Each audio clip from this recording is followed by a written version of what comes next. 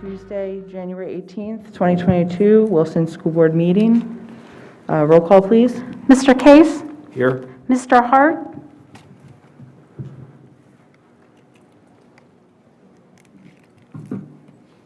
Here.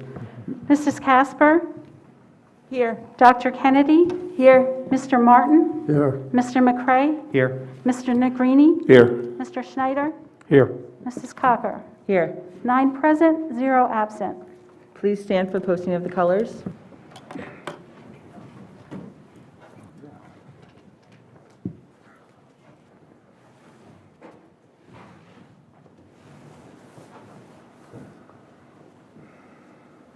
March on, march. Forward, march.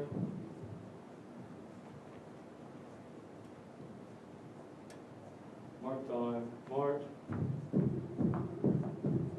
Colors, hope, love, peace.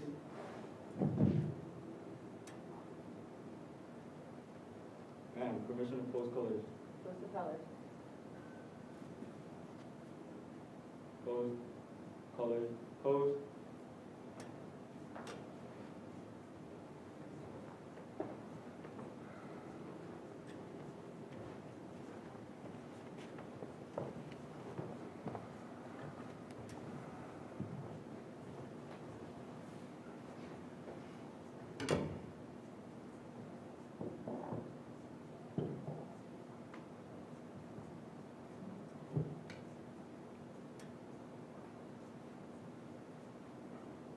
Present, arms. Pledge allegiance to the flag of the United States of America and to the republic for which it stands, one nation, under God, indivisible, with liberty and justice for all. Order, arms. Reverse colors, march.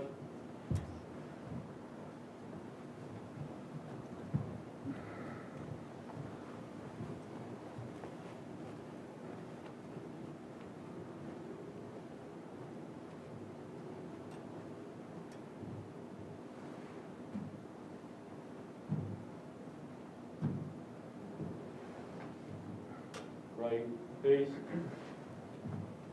March on, march. Forward, march.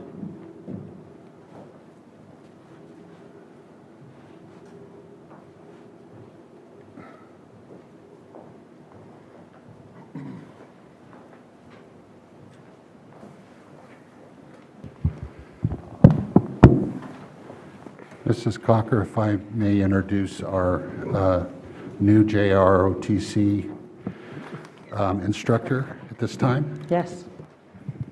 It's my pleasure to introduce to you Sergeant Gonzalez, who is here at his first posting of the colors with the students today. Welcome to the Wilson School District.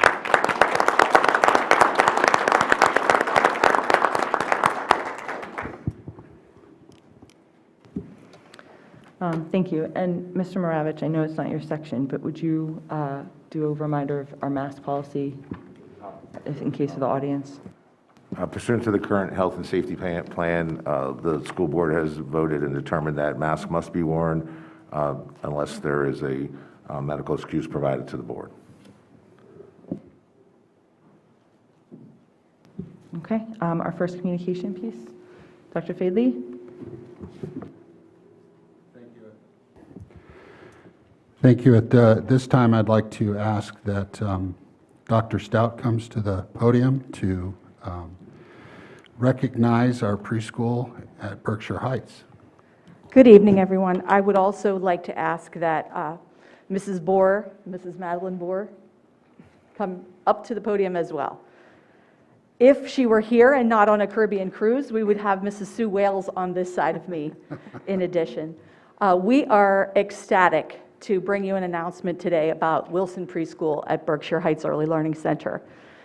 Through a very arduous process, which I will show you on the next slide, we have applied for a designation with the Keystone Stars program. So you can see on the slide that Keystone Stars is about performance standards for early learning, and the whole intent is to improve outcomes for children. So they are based on 4 stars awarded, and the higher the star level, the higher the quality of standards. So they look at things like the standards for learning, training, professional learning, assistance, resources, and supports.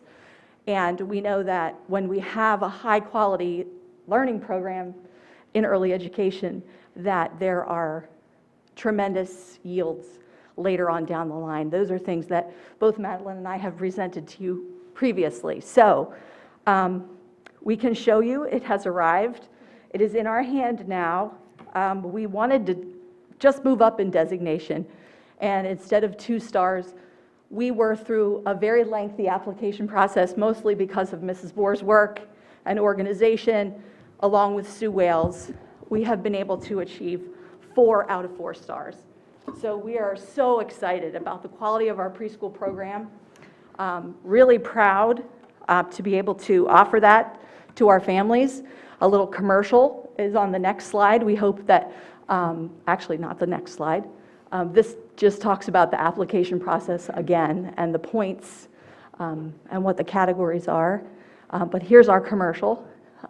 We do run the program 3 hours, 5 days a week. It is developmentally appropriate programming based on play. There are social and emotional readiness, learning skills, as well as literacy and numeracy. We have adopted a new early learning standards-based curriculum that is endorsed by the National Association of Education of Young Children. It is aligned proudly to our Wilson Kindergarten, and we also have before and after care available for our families who participate. So we are super excited, and once again, hope that you will get the word out and join in our celebration. And again, I can't thank enough Madeline and Sue, who's celebrating in the Caribbean, for all that they've done to make this process happen, and the staff, as well as these 2 ladies who did all the hard work of really achieving this status. So we're super proud, and thanks very much. Absolutely.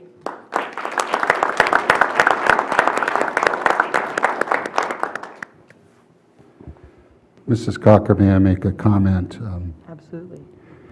So I shared this with the team in an email earlier in the week, or maybe it was last week, when I was made aware that they had worked extremely hard. I knew that they were working hard to move our status from 2 stars to possibly 3 stars.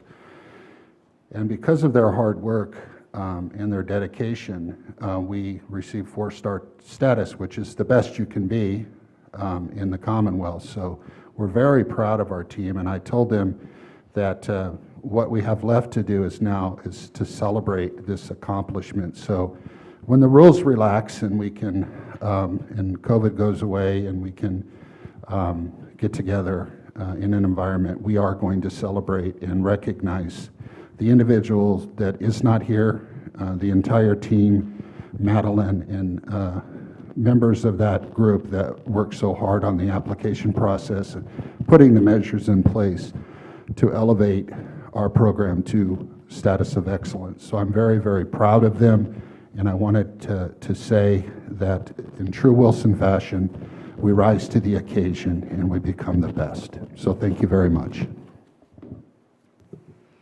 Thank you. Communication 1.6? Thank you, Mrs. Cocker. January is School Director Recognition Month, and you will see in front of each one of our board members this evening our appreciation for, small token of appreciation for all of their hard work. In honor of the school board's commitment to our students, school, and community, January is the designated month where we recognize our board members' service. School directors who are unpaid devote countless hours to the challenging and complex responsibilities of board business, including adopting policy, voting on budgets, evaluating school security issues, and reviewing hiring decisions. The impact of the coronavirus pandemic has added an additional challenge to school boards as they determine how best to provide for the needs of students and their families in this new environment. Mr. Ed Case, Mr. Brad Hart, Ms. Lupe Casper, Dr. Amy Kennedy, Ms. Steph Cocker, Mr. Mike Martin, Mr. Sean McCrae, Mr. Jay Negrini, and Mr. Bob Schneider are among the more than 850 school board members in the state's 171 local school districts being recognized this month for their service. On behalf of my entire team and our community, I would like to publicly thank these locally elected officials for their over 55 years of combined service to our community. I know it's greatly appreciated by me and many others. Thank you. Thank you, Dr. Fadley. 1.7 communication, health and safety plan. Dr. Hoffert is making his way to the microphone to share our presentation this evening. Thank you. Just want to double check that this is working great. So when I last appeared here before the board, I gave you kind of an update on how things had been going. And with some information about the plan, the requirement actually to review our health and safety plan at the 6-month mark, which is where we are now. So just to kind of review where we came from, the requirements of the original plan were to be submitted by July 30th, and that requirement was for any districts that were going to be receiving Title I-A funds in 2020 and 21, and then who planned at the time to apply for the ARP-ESSER grant. Again, that requirement was just that we submit a plan, not that we have any specific content in the plan. So we did meet that deadline. We were then asked to continue to review the plan as we began the school year. We customized it to meet some of our local needs, and then we were required again to review and revise the plan at the 6-month mark, or if the CDC made any significant changes to the school recommendations. So this is just a quick timeline of where we've been since the start of school when it comes to the health and safety plan itself.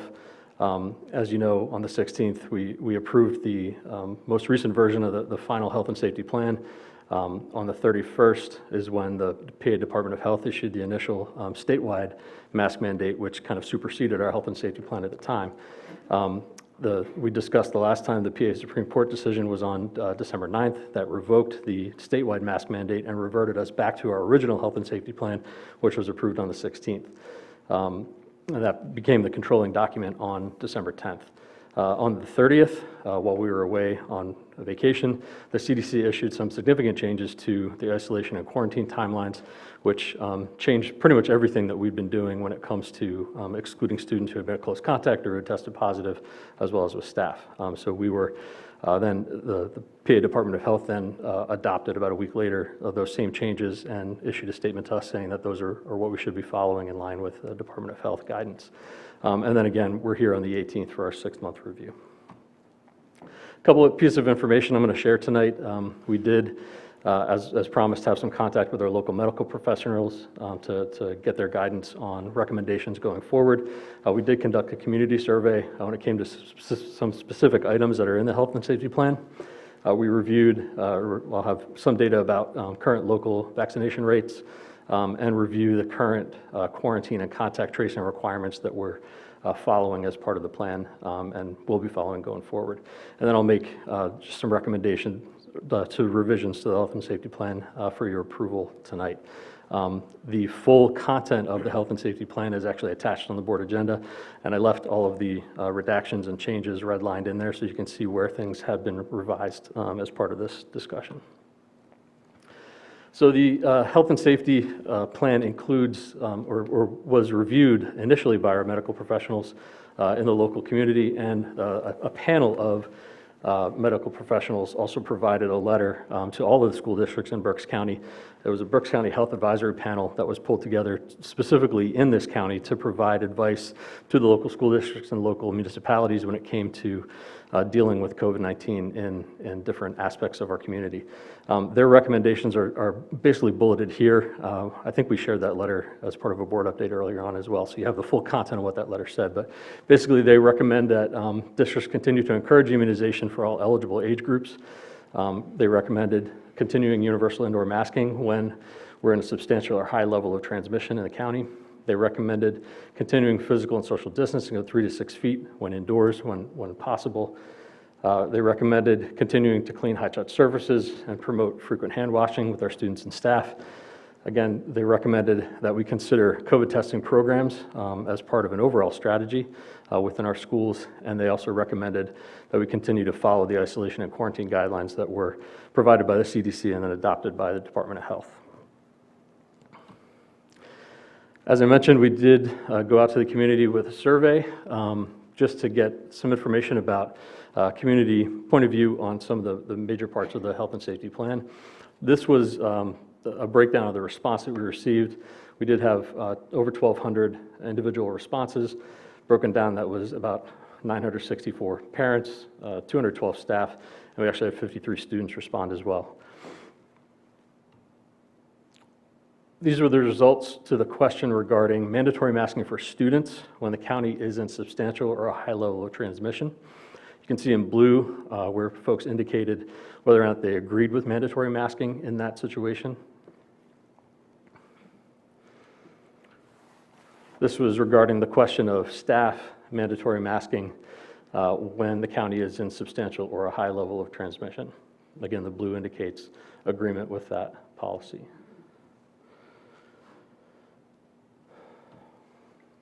And finally, we asked about the temperature checks that we're conducting as students and staff enter the building and whether or not they feel those should continue. And again, blue indicates agreement with continuing that part of the plan.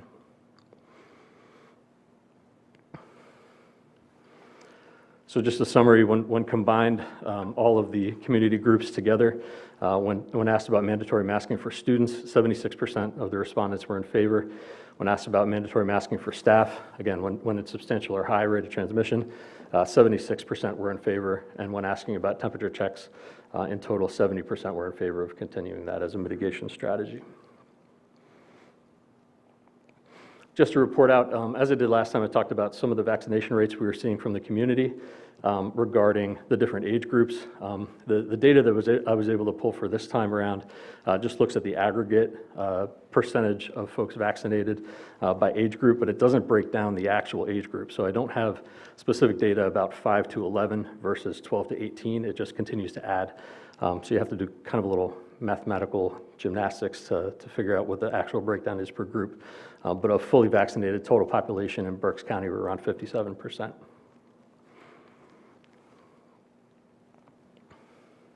I also did add information about our booster clinic that we hosted last week on the 13th. We had 325 individuals come through there for either a booster or a first dose of one of the vaccines. One of the other questions we asked on the survey was just intent. Do you intend, now that the booster or the vaccine is available for most age groups within the school setting, do you intend to either have your child vaccinated or become vaccinated yourself? And the blue indicates a yes response, orange, kind of dark orange is no, and the yellow is unsure.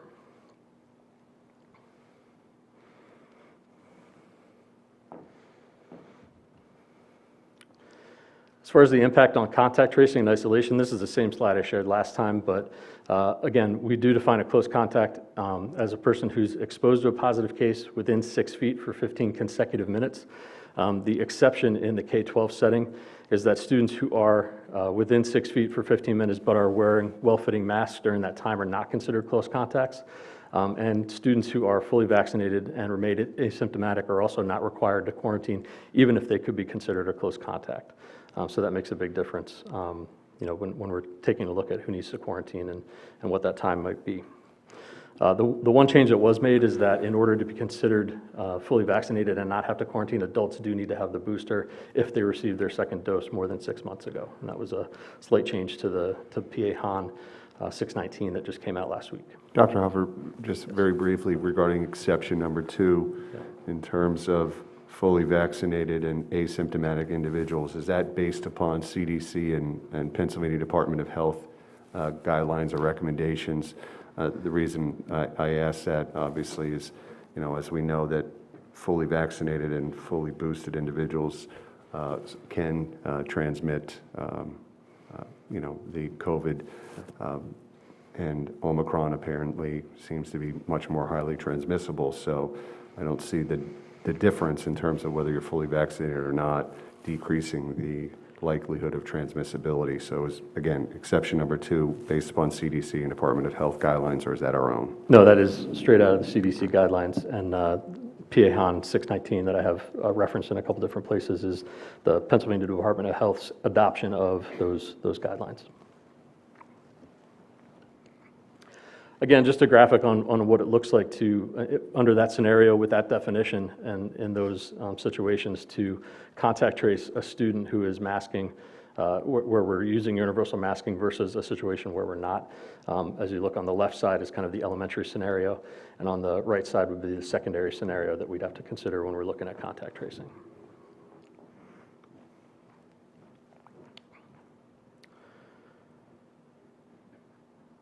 Again, just so you're aware of kind of what the new guidelines say, and these went into effect, like I said, they were revised on December 30th. The PA Department of Health adopted them and put out a new PA-HON on the 7th, and then followed that up just last week with PA-HON 619, which added some of those changes when it comes to vaccination status. But in general, the isolation period for an individual who is positive is 5 days from the symptom onset or the positive test date if they're asymptomatic. That counts as day 0. And then they can end isolation and return on day 6 as long as they are fever-free for 24 hours and their symptoms have subsided. The caveat there is they need to continue to wear a mask in all settings, inside, outside, everywhere they go for days 6 through 10 of what would be that isolation period. And then again, when we're quarantining in the case of a close contact, we're looking at 5 days from the last exposure date to that person who was positive or infectious. That would count as their day 0. They would count the 5 days and be able to return on day 6 if they remain asymptomatic. There's a recommended test, but not a required test to end that quarantine period. Again, if symptoms develop during that time, then the recommendation is to get tested and begin their own isolation. So those are the changes to PA-HON 619 that were just updated last week.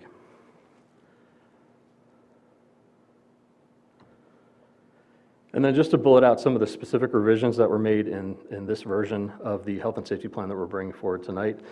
In the summary section, we did add information about the emergency instructional time template 520.1, which is on the agenda separately to be approved in order to submit to the state, and that would allow us, if we were ordered to go to a virtual instruction model, to provide virtual instruction and count those days towards our 180. So we're required to have that in place with the state in order to effectively use those days. There's a change in the masking section. I removed some of the outdated references to masking orders from the governor's office and updated the references to PA-HON 619, which is the most recent revision from the Department of Health. Under the isolation and quarantine section, again, just based on the information I just shared, we updated that section with the new quarantine and isolation timelines and the new requirements based on vaccination status. And then under the testing and screening section, we just added information about our on-site testing clinic that's available through PDE and their partnership with that outside vendor, Concentric by Ginkgo. We basically host that site on Mondays and Wednesdays with a third party coming in to do the testing and do the reporting. But that is provided through PDE at no cost to our families or our staff, and staff are able to do that now as well. So those are the recommended revisions. Again, the full document with all the changes is available as an attachment for your review, and I can hopefully answer any questions you might have.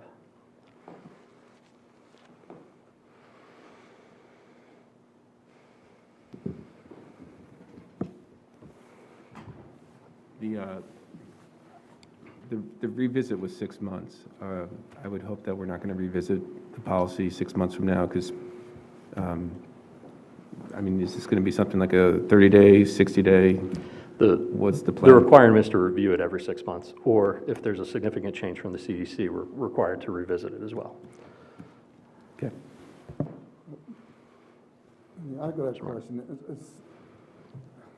This is difficult for many people to fathom that kids will, I'm sorry, not talking loud enough.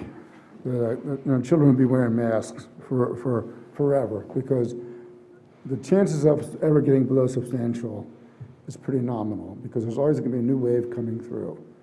Certain countries have decided that they're going to let it run rampant through the country and get it over with. That's a choice, as well as a choice of getting the vaccination. It's a choice which I recommend to most people, not younger kids, but I recommend it for folks. The problem with all this is that it doesn't have to be done this way. We've chose to do this, but the logic and the scientific isn't behind this. I mean, I understand there's medical people, but medical people don't care about people's freedoms. They're solely focused on one aspect of the rule, and that is we got to get rid of this.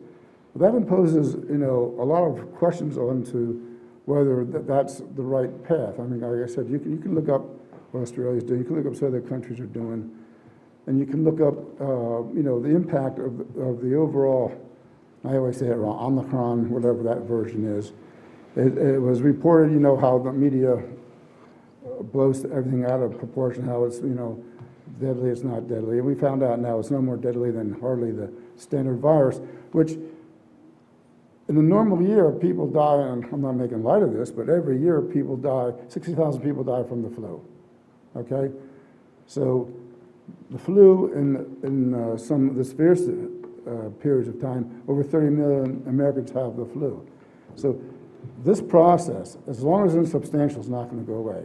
The question is, why are we doing this? What's the risk to the students? Nobody has been able to quantify that. To my knowledge, no person under the age of 17 has died. I don't quite understand when you go outside this building, everybody's playing games, going to events, and no issue. But we state that because of education, which I get, we want to keep the kids in school, but it is impeding on people's rights. And that's where it gets crossed over. The school code of 1949 wasn't intended for this. We've taken some liberties with that school code, just like the governor has taken liberties when he tried to impose a mask mandate. That was proven to be not correct in the courts, as you saw earlier. I'm just concerned that this is not going to go away because another variant's going to come by, and the standard virus could come by, and everybody, people can test 3 times positive for it. So the numbers aren't going to change, and I'm just concerned that you said it's in 6 months. Nothing's going to change in 6 months. So I think it should be reviewed every 30 days. Long way of saying it. I'm sorry for taking that much time, but that's my opinion.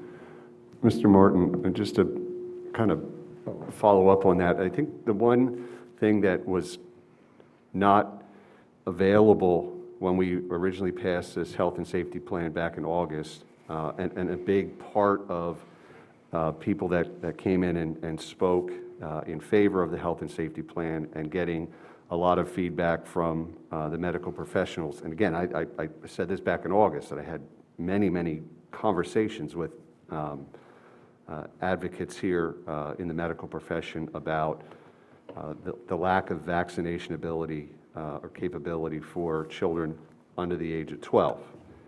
That obviously is no longer the case.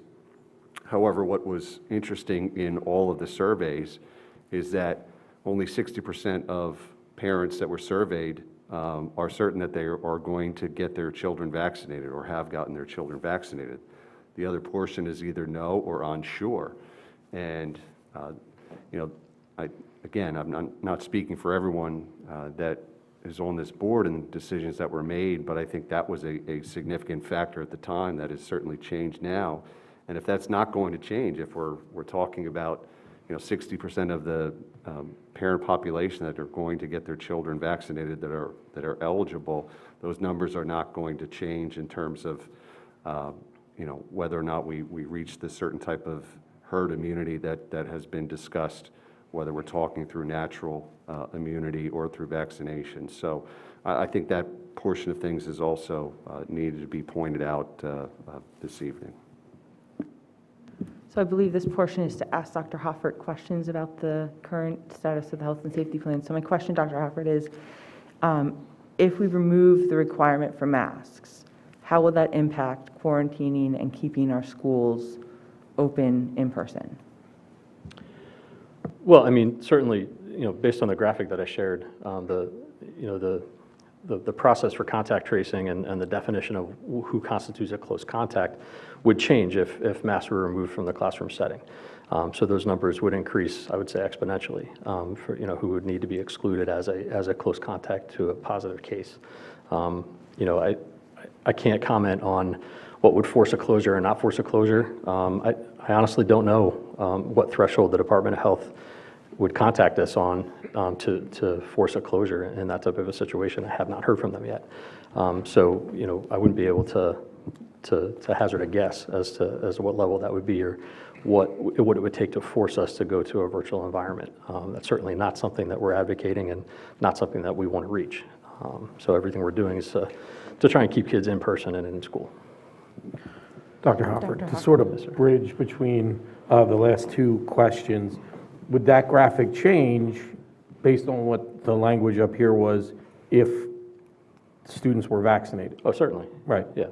Okay. And what I don't have, and the data I don't have available to me is the exact percentage of students who actually are currently vaccinated. It's not a question that we ask unless it comes up in the contact tracing process. So, if we had that data and had that percentage, what I could do on that graphic is kind of gray out a percentage that would not need to quarantine because of being considered fully vaccinated.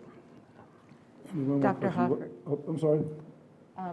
I just had a question. Have we consulted with or referenced other school districts who perhaps have optional masking policies in their districts and to see what they're experiencing locally?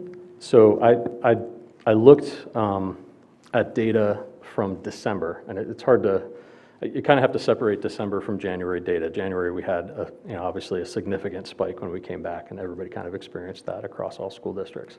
But just looking at December data from the point where schools removed the mask mandate or didn't, I don't have the graphic on here, but I compared a couple of districts that removed the mask mandate to a couple of districts that kept the mask mandate in place, and the number of reported cases and quarantines were twice as many in, when adjusted for student population in the districts that removed the mask mandate versus the districts that kept it in place. Sorry. Just to follow up on that, Dr. Hoffert, beyond the student data, did you have any data regarding staff absences, which obviously has been a concern as well? Yeah, I mean, since coming back in January, we've had some significant staff absences. That's been a big concern. That has, thankfully, as of today, started to taper off a little bit, but I don't have that hard data on a slide now. But did you do a comparison back in December of the schools that? Not from other schools, no. The only data I had available from the other schools was straight from their dashboards, yeah. Thank you. No, you kind of missed my question.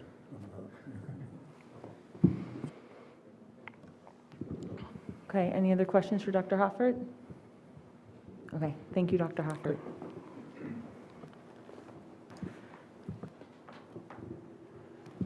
I believe next we have the solicitor announcement.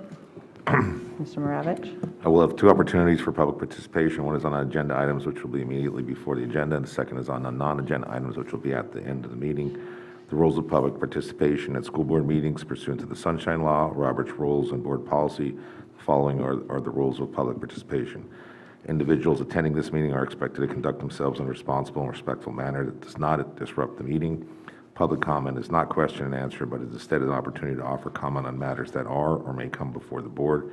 In particular, the board nor administration can comment on personnel or student matters, even if those matters are raised by an employee, a parent, or a student, because of confidentiality laws and rules. The superintendent may assign an administrator to respond to questions asked by a participant. All comments must be directed to the board as a body and not to any individual board member or administrator. Clapping, calling out, or cheering is not permitted, nor are conversations in the audience permitted. Individuals may not approach the board tables. Individuals shall make their comments from the speaker's podium. Comments shall be limited to 3 minutes, and I'll provide a raised hand or a comment so that you know you have 1 minute left. Any person making any threats of violence may be removed from the meeting or may be cited by local police. The above expectations are outlined in Board Policy 903, which is on board docs on the district's website. Thank you. And before we begin this portion of the meeting, I would like to remind people in the audience that we require the proper wearing of masks. So if you are not wearing your mask properly, I would ask you to either do that or leave the room. And I'll wait until that is done. Thank you. Because we offered well, we always offer community individuals to send their comments if they're unable to attend the meetings. I have some comments to read on agenda items that were sent to our board secretary. The first is from Alicia Geiger. The topic is masks. So if I run over the 3 minutes, Mr. Ravitch, is that the same rule? No? Okay. I'll try and read as quickly as possible. Since even the CDC has now come out and admitted masks don't work, how will you defend your actions concerning masks? They are making children sick, not to mention the plethora of scientific studies that have come out showing the incredible drop in IQ and stunted social development in children. Months ago, I gave you scientific studies showing masks don't work, but you relied on opinions because they came from doctors, as if I'm not capable of comprehending the findings of these studies.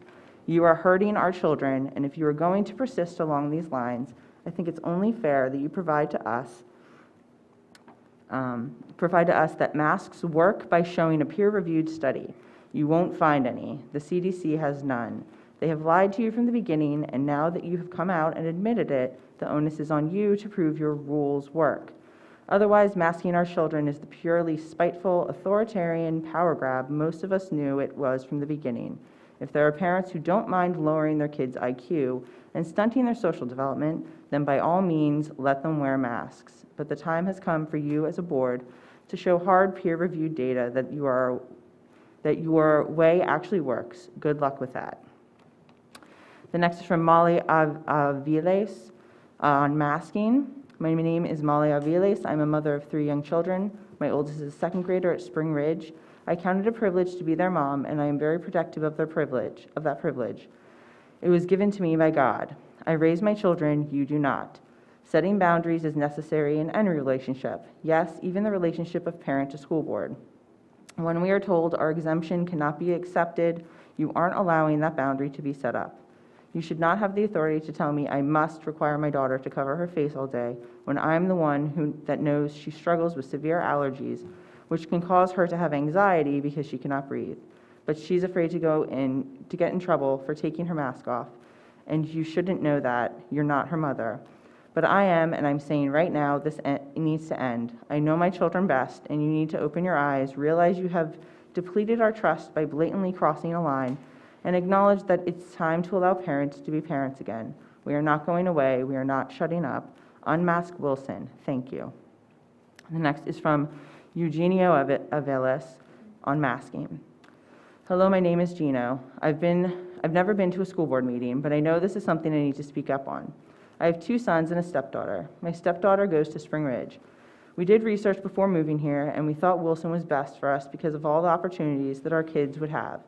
But now we wonder if we were wrong in that choice. You are instilling fear into these kids. They can go about life everywhere else without a mask, but they can't go to school without one. They can go to friends' houses and sleepovers.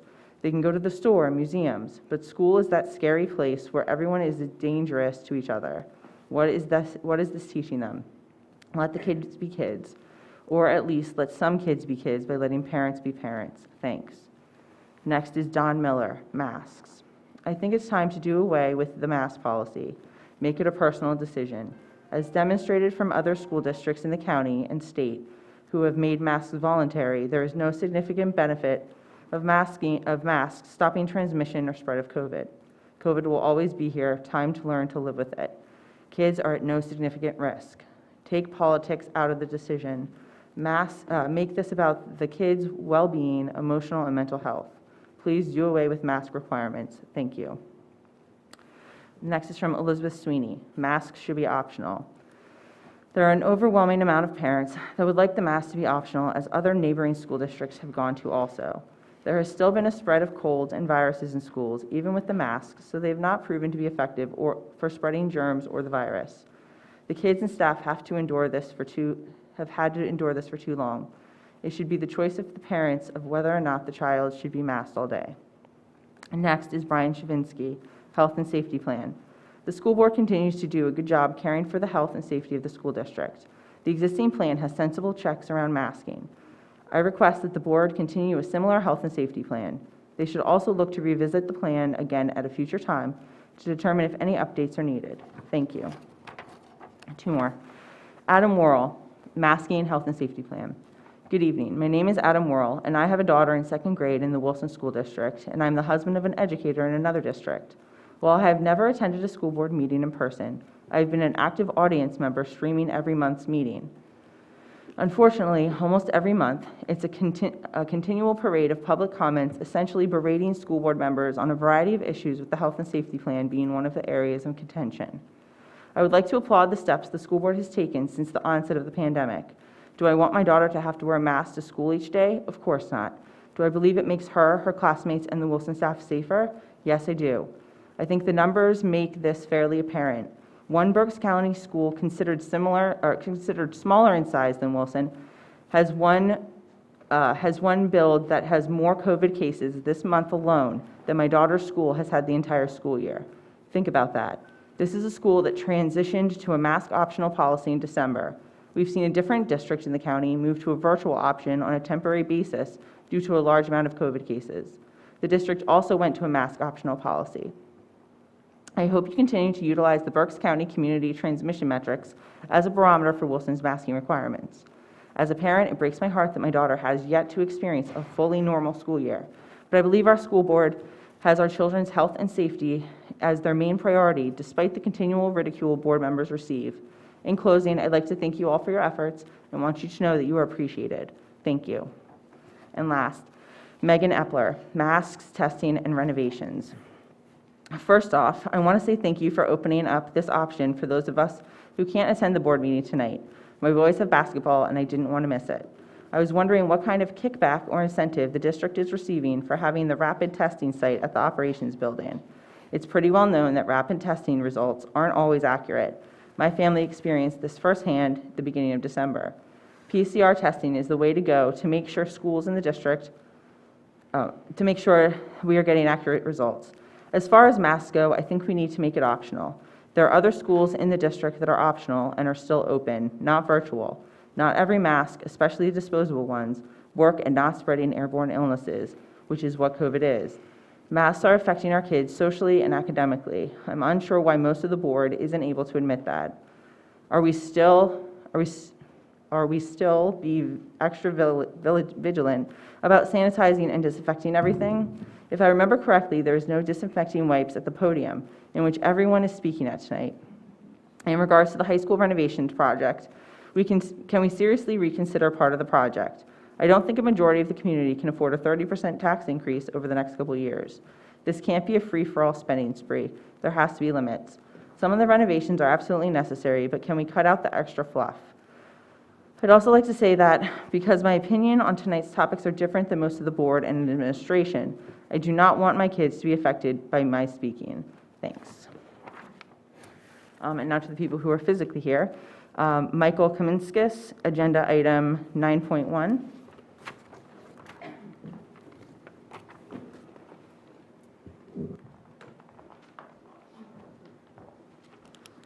Again, following your upcoming rules, my name is Michael Kaminskis, and 9.1 caught my attention.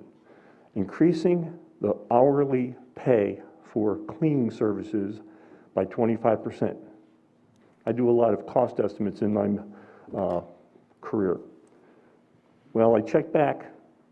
In 2019, the dollar per hour for cleaning was $17. In 2022, it's $34. Boy, I would love to get a 100% increase in my pay over a 3-year period.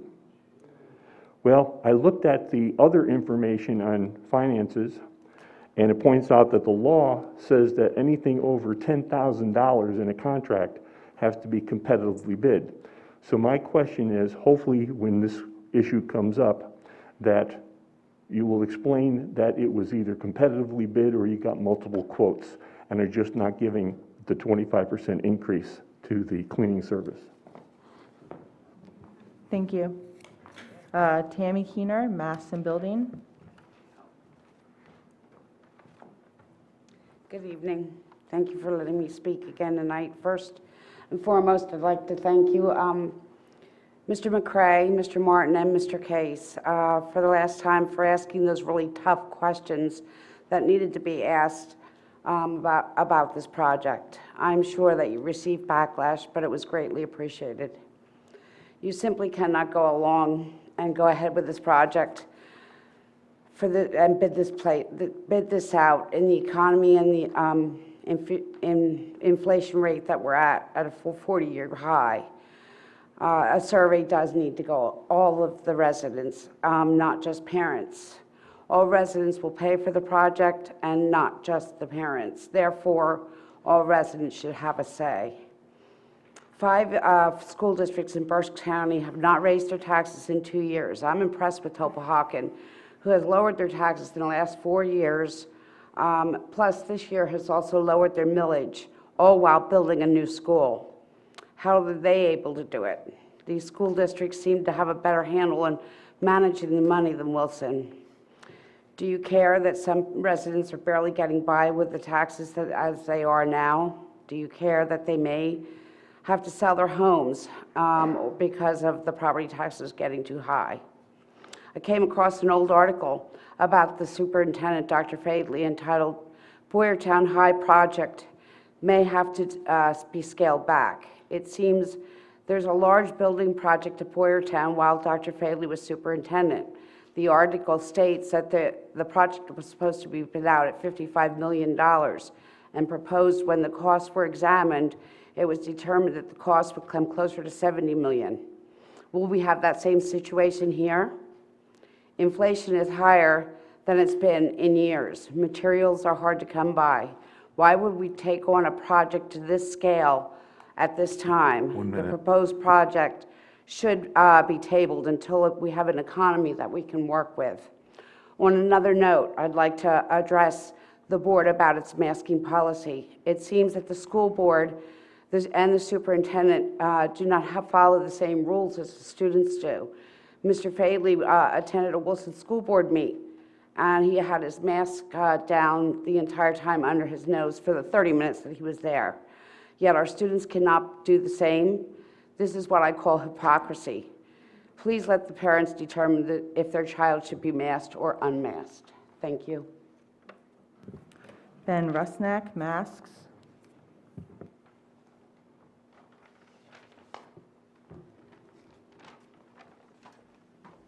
Thank you. What do I think of when I think of public education? Well, I want my children to learn math, to learn science, to learn how to read and write, to learn about history. Yes, both good and bad events in history.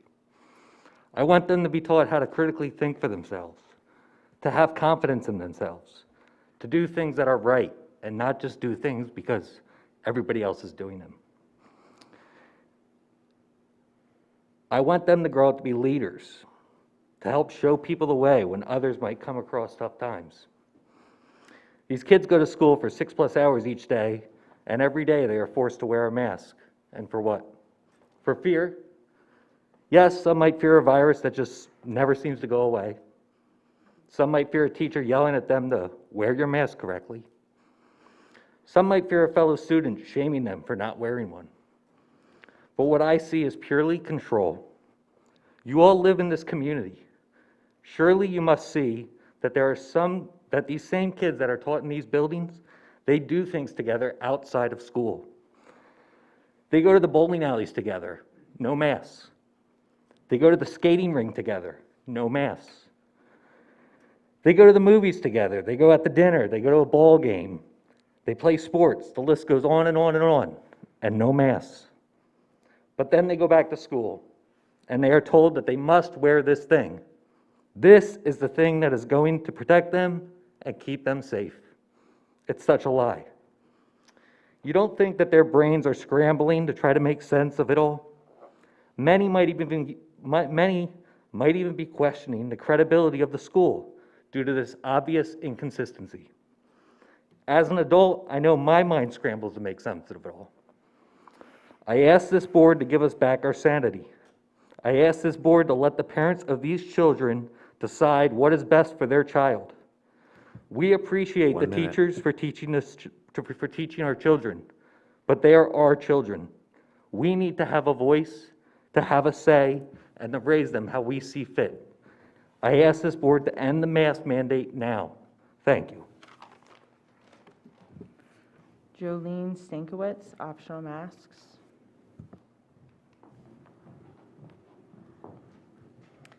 Good evening and thank you. Today I come to you as a Wilson alumni, current parent, substitute, and educator with another school entity. At the height of pandemic, I was working mainly with autistic or early childhood children who were not able to voice their concerns or needs. All of my students did not wear masks as they were not safe for them or they could not communicate their needs or concerns. Our staff did wear masks. We did not have any cases of call-offs for COVID-related issues. We basically continued our normal classroom procedures and curriculum. We did up our cleaning procedures, though because of the nature of the classroom, social distancing could not always be controlled. We were healthy, in person, and continued our hands-on learning. I believe that children should be in their natural learning environment with hands-on learning with their teachers and caring instructors. Some children may do great with online learning and masks, though the majority of children I'm involved with, including discussions with friends and community members, do not. In general, these last few years, we have seen a decrease in academic progression and an increase in mental health needs. Children need daily structure, curriculum, recess, extracurricular activities with their caring teachers and peers. Maybe your family believes in the Bible. Maybe your family believes in the New Testament. Maybe your family believes in the CDC mask recommendations. Whichever you believe in, that is your family's choice. They are all different, the same as our families in the Wilson School District. That is the beauty of choice. We get to choose that is right for our family. We do not have to believe the same thing as our neighbors. We do not have to believe the same thing as our community members, friends, or teams for our children. There is no me in team. We need to work together for the general good of all. Tonight, I ask the board to allow parent choice for masks in the Wilson School District without any punishment, difference in quarantine status, or segregation for families in our school district. We are all different, and we should be able to make our own choices for our families. Thank you. Val Dalp, Health and Safety Plan.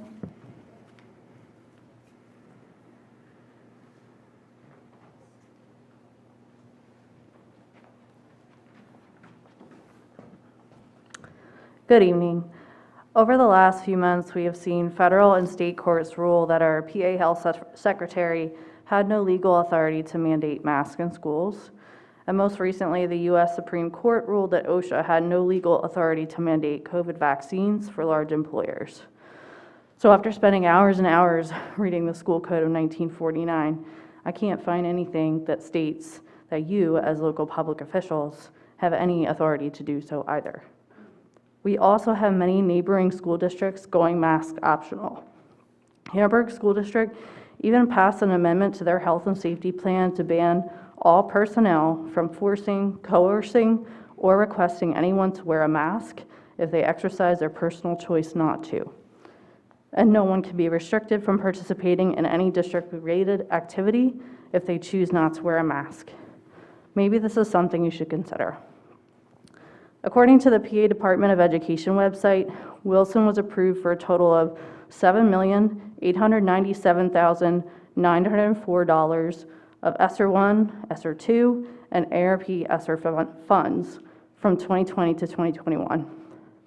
According to the site, these funds are received in monthly installments. If you read the criteria for getting the funds, the template for the required LEA health and safety plan that the district must develop, the first criteria under 3A is universal masking. So is the masking continuing to be enforced because you would lose the rest of that funding if you allowed it to be optional? According to section 326 of the school code, any school director accepting money directly or indirectly for voting for or against something could be charged with a misdemeanor, forfeit your office and never be allowed to hold public office again, pay a fine between $5 to $500, be imprisoned for 30 days to 1 year. Once again, I'm just pointing out the risk of personal liability that you are exposing yourselves to and overstepping your authority. There are lawyers in the state looking at this, and the law is not on your side on this one. Lastly, it isn't even necessary to cite any reports on the damaging psychological effects of masking, lockdowns, and missing school due to quarantining. All you have to do is look at the significant increase in violence, threats of violence, vandalization, and poor mental health in this district since the start of the school year.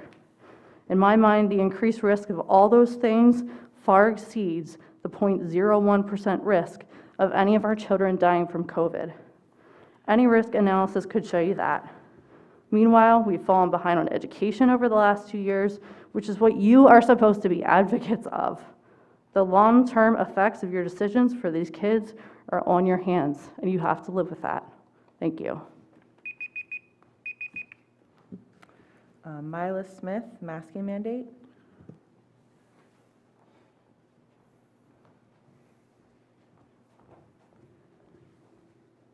Good evening. My name is Mila Smith. First and foremost, I'd like to thank you for taking on this position. You strive to place our children's health and safety above all else, which is commendable. I'm standing here speaking to you tonight as a member of this community, as a student teacher, and as a citizen concerned about the health and well-being of everyone around me. I'm sure I speak for everyone when I say I am sick and tired of this pandemic. I do not enjoy masks, and I long for the normalcy of pre-pandemic life. But I recognize that regardless of my feelings, COVID is here and is continuing to spread through our community, our country, and the world. Therefore, it is my duty as an American to do what I can to protect those who are at risk around me. This means I wear a mask, even if I don't want to. I abide by restrictions, even if they're an inconvenience, and I ask that you all do the same out of the same respect for my life that I have for yours. I also ask that you continue to require masks for our staff and students in order to minimize disruption of their education due to absences and virtual learning. As the late Desmond Tutu said, it is our moral obligation to give every child the very best education possible. We cannot provide that through a screen, so please make the right choice and keep our students and staff masked so they can remain safely in person. Thank you. Bunmi Ojikutu, School Health and Safety Plan.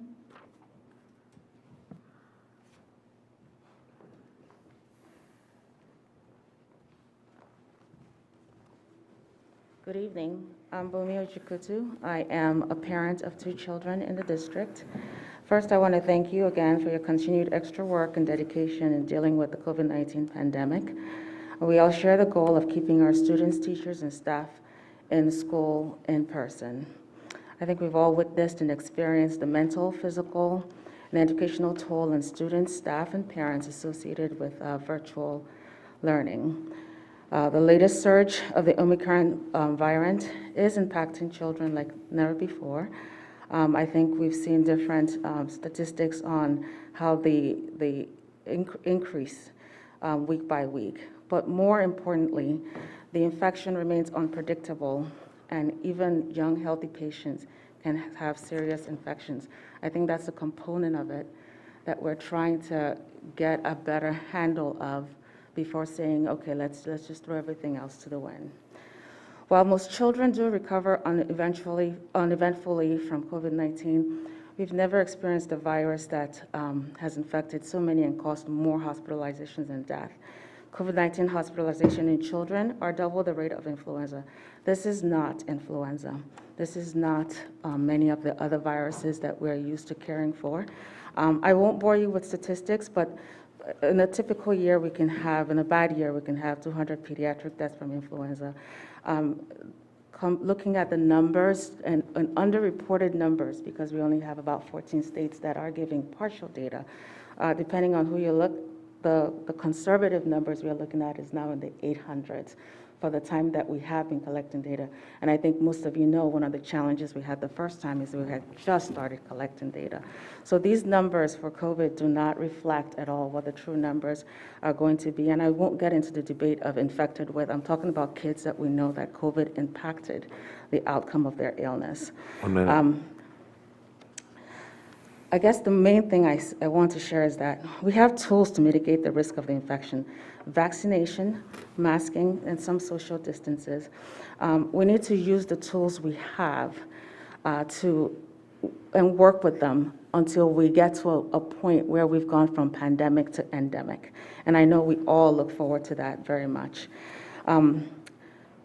We've seen different schools around the area try the different options with masking. I think from what I've seen, the outcomes have not been good, and some have reversed those decisions. So I guess I want to just stress, as opposed to reading more from this, that we're we're in a better position than we were last winter.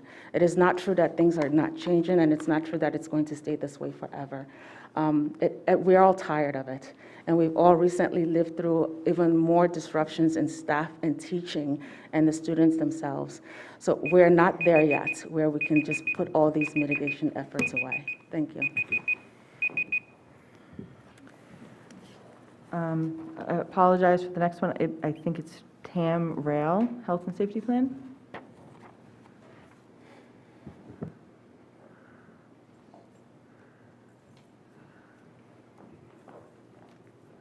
Hello, my name is Tammy Rail, and I'm not sure if you guys have looked at your own website lately, but you guys have core values that you are supposed to be abiding by.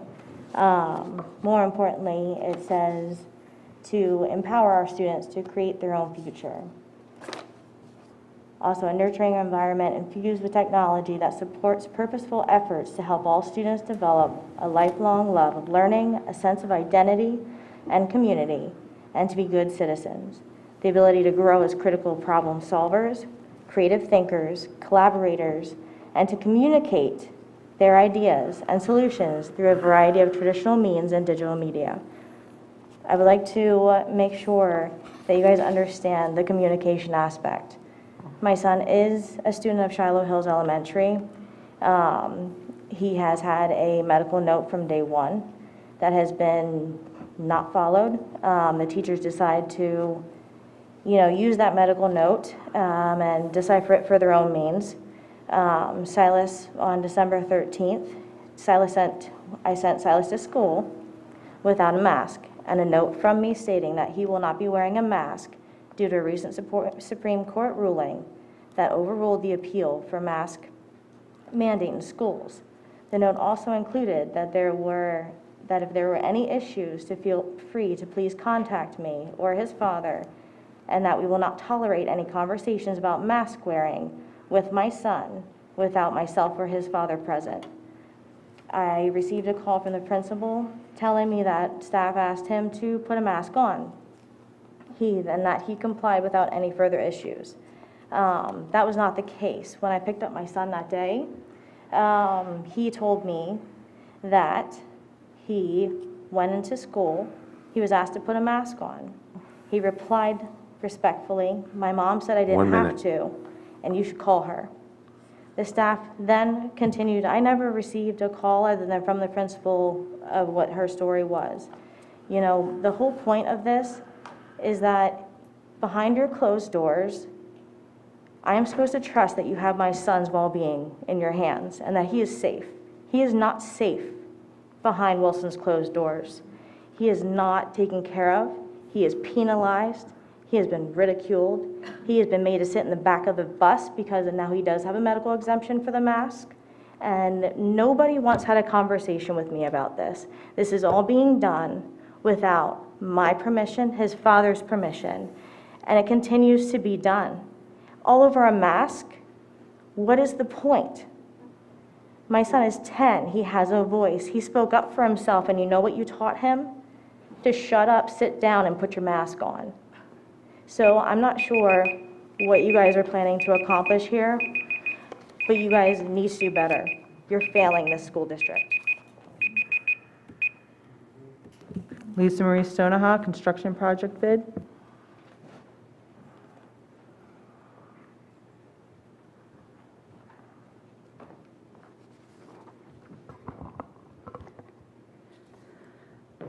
Good evening. I'm asking the board to pause the vote on sending Phase 1 of the three-phase project to bid. Things have drastically changed since the creation of this plan a few years ago, and those items must be considered.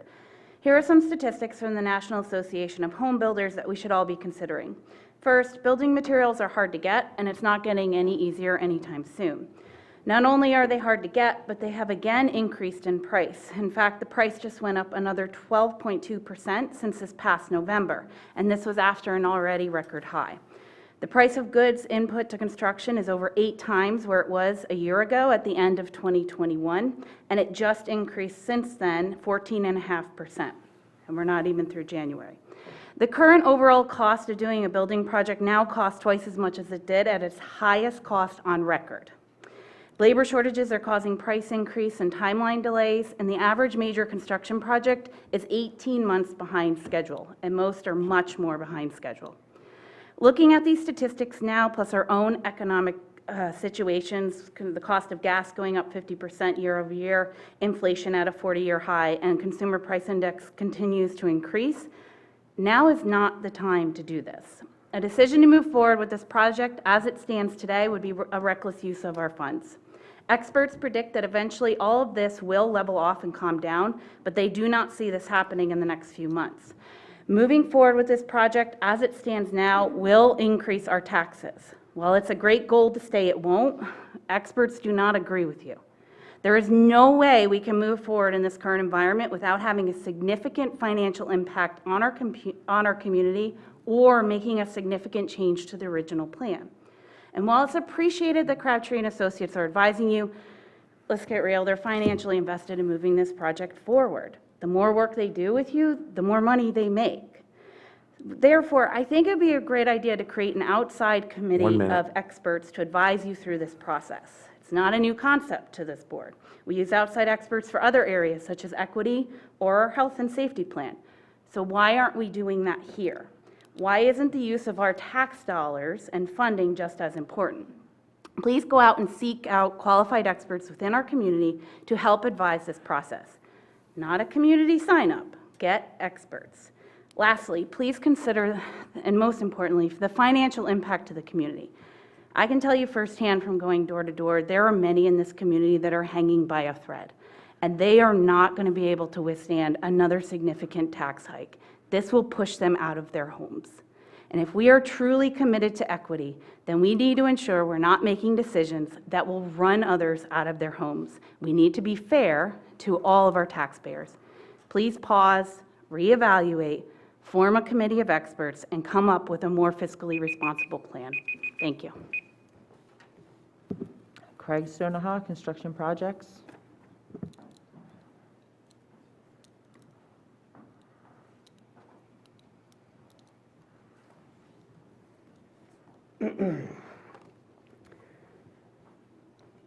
Good evening. Thank you guys for the opportunity to speak. First, I want to thank Dr. Fadley and Dr. Trickett for spending some time with myself and my wife to review the current future Wilson expansion and construction plans. It was extremely helpful to see some of the raw data that's being used to generate conclusions and justify needs, so thank you. That said, I do have some concerns that are worth discussing. First, for those of you who don't know me, prior to what I currently do for a living, I was an executive at a large general contractor. I reached out to many of my contacts and asked what they are seeing in the commercial and institutional sphere since the beginning of 2021. The general consensus is that this is hands down the worst building atmosphere that they have ever experienced. Excessive cost overruns, labor shortages, and product backlogs are making even simple commercial renovations extremely difficult. One HVAC contractor actually told me that they're currently telling commercial and institutional customers to expect delivery on systems ordered now, no sooner than Q1 of 2023. If we continue to pursue construction plans, we must go in eyes wide open. It looks extremely likely that construction milestones will be difficult to hit, site security is going to be an issue with just rising commodity costs, and product availability will just plague us through the entire thing most likely. Additionally, our initial project doesn't seem to align with the concerns of the district.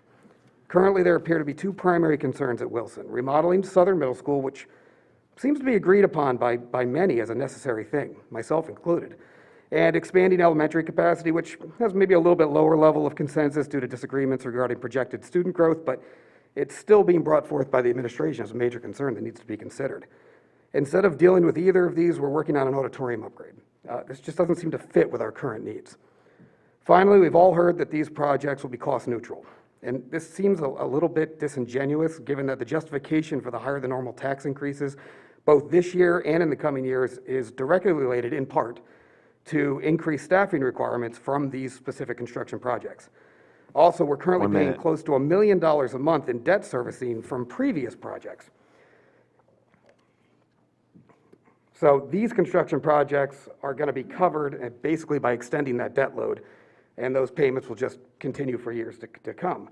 What I haven't heard is a discussion of what we could do with an extra $1 million a month if we didn't tie it up in debt servicing, but instead paid our liabilities and freed up the approximately $11 million a year that we currently pay?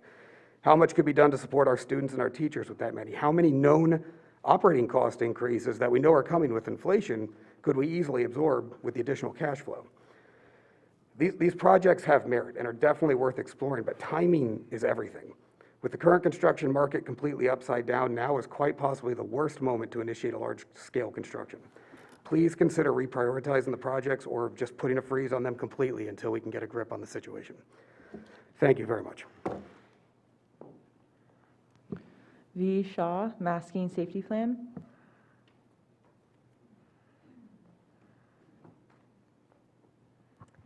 Hi, thank you for the opportunity to speak, and thank you for what you guys continue to do.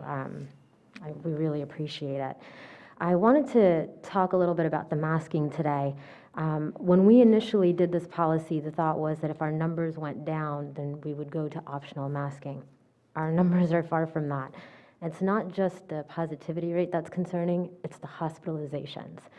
If you follow any local news, then in the last few weeks you may have seen that hospitals in Berks County and Lehigh Valley went on divert. Let me explain what divert means. That means this is the hospital saying, do not bring ambulances to us, please, if possible. That means that the ER is full, the hospital is full. We are working at a critical capacity. So that's local numbers. So I just want to make sure we understand this is not just about the positivity rate, this is the hospitals. They are full.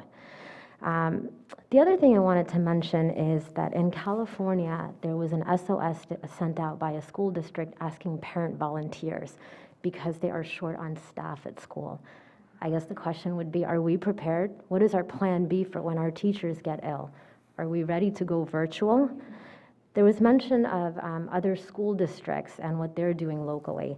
So I will mention that Hamburg, which is optional masking, which was discussed earlier today, actually had to close several times for virtual. We forgot to mention that little fact. They've closed several times at multiple levels, elementary, middle, and high school, I believe, as well, and they've gone virtual for those brief periods. Are we prepared to do that? Governor Mifflin, which was optional, had a meeting last week, and the letter was sent out to parents saying, the meeting was on January 13th, and at that time, the letter that was sent out after was, at this meeting, the board voted to approve this change, and as such, Governor Mifflin School District will return to mandatory masking effective January 18. So I wanted to make mention of those local schools as well, since that was up for discussion. There was comment earlier that medical people, all we want to do is get rid of the virus. That's not true. Nobody spoke to me about that, but I can tell you that majority of my colleagues, that's also not our goal. Our goal is to keep the community healthy. Our goal is to help the hospitals continue to function. Our goal is to help our children stay in person. Our goal is to continue. I'm sorry, I'm just so tired. This is like 50 first dates. I don't know what else to say. I don't know what else to do to compel you. You know, these comments, I've read the studies and I can interpret my data for myself. Well, if that was the case, we wouldn't need oncologists or cardiologists if it was that easy to just read studies and practice medicine. I genuinely don't know what to say, you guys. That's going to help shift our thinking. But I will say 1,000 people voted. This room does not have the capacity for 1,000 people. Please wrap up. 1,000 people voted, and 76% want masking. That's your community. I'm sorry. Thank you. Alexis Hebard, Mass Expansion.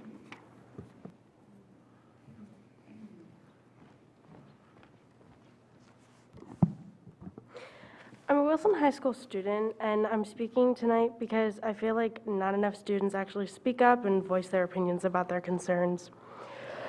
The mask rule should be revised, and I want to go back to normal. I want high school to be normal, and I want to see people smile. I also would like to see what my teachers look like. At this point, we should be given the choice, as other districts have already gone back to, students and parents having the choice. Forcing us to wear them is not right. Just because you can doesn't mean you should. I was always taught to stand up for what is right, and this is one of those times. It's gone on long enough. In regards to the renovation plan, have you ever once thought to ask what the students want or need? We don't need a new cafeteria or science labs. What we need is open and working bathrooms. And by working, I mean the girls' bathroom outside of the lower house cafeteria, maybe one out of how many are in there actually lock. Sorry.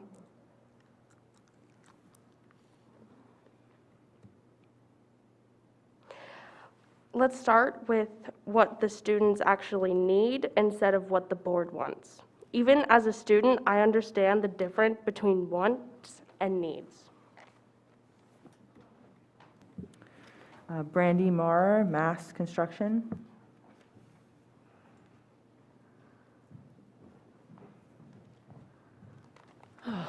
All right. I love you. That's my daughter. So I have two topics to talk about. The first is how financially irresponsible the renovation plan is. It was stated at the last meeting that the community agreed with the renovations. Has another survey been sent out after the outrageous cost was disclosed? I agree with the renovation to connect both buildings, but the majority of what I saw at the last meeting does not benefit many of the students. We don't need new cushy offices, nor do we need a black box theater. Wilson needs to stop trying to look the best and start focusing on what's really needed. Here we have a project costing millions upon millions, yet we have elementary buildings that can't fit all students who are supposed to attend there. Where are your priorities? Where is the common sense? I strongly urge you to suspend this unnecessary project until the real needs of the school district are met, not to mention the inflated costs. I do not want my taxes to go up. Before I get on to the next topic, I do want to add that diverting our local hospitals is because we don't have enough staff. It's not because, it is because people are using the ER for rapid COVID testing. It's not that they're dying, and it's not that they're completely ill. The topic that many of us continue to fight for is masks. When does it end? When is the desire for power and control going to stop? You recently sent out another survey because you didn't like the results of the first one. I find it ironic that you waited until the media was allowed to spew their scare tactics. We chose mask optional and you chose control instead. I ask you, who are you really doing this for? You certainly aren't doing it for me or my child. I know what's best for mine, not you. Kids are not dropping left and right. Sadly, I don't think masks will become optional as long as this board is in control. But what I do know is I will use your words against you. I have printed your picture out not properly wearing a mask, and when my child is scolded for not wearing it properly, she will kindly hand his picture to you and state, and I quote, "You do not know my background or any pre-existing conditions I may have. My perspective is that you are someone who has a need for attention. Don't be a troll." And yes, that was a quote from someone on this board. Thank you. Gwen Hill, Health and Safety Plan.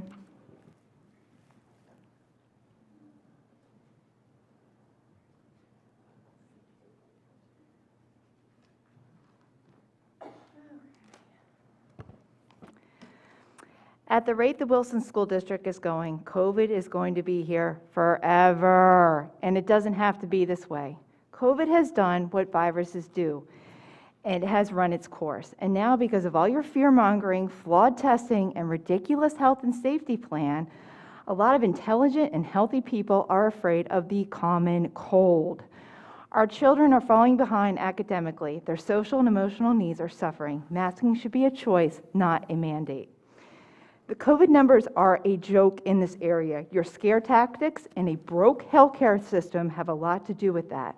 We listened to people speak in August who do not live in this district. You voted on a health and safety plan 3 times over the summer until you got the result you wanted. Once again, ignoring a parent's right to choose what is best for their child. And the survey looked a quite bit different in August, but again, you ignored again what parents wanted. You decided to do another survey with more fear and lies have been spread, so you can again get the outcome that you want. The number of pediatric cases has been embellished. The CDC and Fauci have publicly admitted it. On the way here, I heard, I'm going to date myself with this one, but I heard the 90s song from Public Enemy, 911 as a joke. Does anybody remember that one? But if you change the words to the CDC as a joke, maybe Flavor Flav will come out of retirement and sing it to us. My point here is, though, that it's just the information is flawed. It's ridiculous. We are the people. We are the parents. It should be our choice. A friendly reminder that this board is not above the PA Supreme Court. You have opened yourself up to massive litigation from parents, and trust me, it's coming. I urge you to end this madness and make masks optional. Advise parents that every time their kid has a booger, a COVID test isn't needed. Not everyone shares your fear. It's not up to you. It's our choice as parents. Choice means if you want to still wear masks, you can. I tell my kids that I have friends and they have friends that'll probably be wearing masks for years, and that's okay. That's their choice. This is all about choice. In regards to this expansion, I'm not against all of it, but it is the wrong time to pursue something of this magnitude. Inflation is hurting all of us, and this project comes with a lot of costs in a time where many folks in the community are hurting financially. You want to spend close to $50 million on our elementary kids. Our future are overcrowded. Security concerns lay unaddressed. Teachers need more support, and our math program is a joke. Rethink your position on this board and know where the real concerns are. Thank you very much for your time. Jeff Nakovo, Health and Safety Plan and Renovations to High School.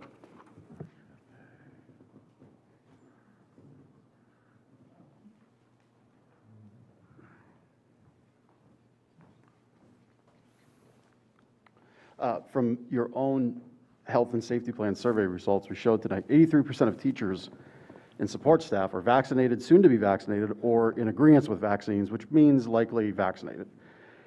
All of that with required masks in place. So the reality that the community needs to know is our school's already in full prep to shift to virtual at a moment's notice. The communication's been sent to teachers to plan accordingly. So it's already in place. So the reality is, after nearly 2 years of all these measures, if they worked as advertised, why do we have this contingency plan with a button, finger on the trigger, ready to go? With all of these things in place, I mean, I know you find it laughable, but all these things in place, why do we need to have that? In the communication to teachers and staff about this potential shift, what was interesting is at no point did it say this need was due to student COVID outbreaks. It was about teaching and support staff being infected. The 83% that are vaccinated, wearing masks, distancing, they're the ones sick. Your own numbers. So how can it possibly be? So at what point will masking our children, coming down on them, and even teachers aligning against them, as I've emailed this board about, end? At what point will we acknowledge the endemic aspect of COVID? And the health and safety plan as written doesn't address this. We heard tonight, we hope when COVID goes away. Well, that's just flies in the face of science. And the plan ignores that fact, and there's no end in sight, as the plan is written, for masking for our schools. It really was kind of a brilliant end around in the crafting of that plan. I guess, give you credit there. So I'd urge the board to approach the health and safety plan with a more local approach, based on realities of where we are today and not where we were last year. Regarding renovations, U.S. academia at large has long abandoned the teaching of fiscal responsibility and basic financial education. But locally and of note, we're blessed to have Dr. Trickett have led the charge here that now requires a semester of financial education to earn a Wilson High School diploma. Sadly, he's not our board. Our expansion project isn't going to cost $42 million. It will cost, at current projections, $56 million, as presented on that screen in black and white in this room when we calculate all the debt service. So the other part of that is, though, that includes a bunch of bid alternates, so it means it's even more for less than planned. You hold leadership at a time when our schools are packed, and instead of directing those money to classrooms where we need improvements to areas of students' experience not directly tied to a diploma, that's where we're putting our money. For $56 million of total expense, Wilson taxpayers get 2 new classrooms at the high school, not addressing overcrowding at elementary campuses.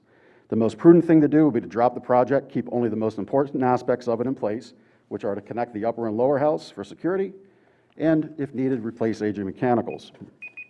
Thank you. Amanda Burley, Health and Safety.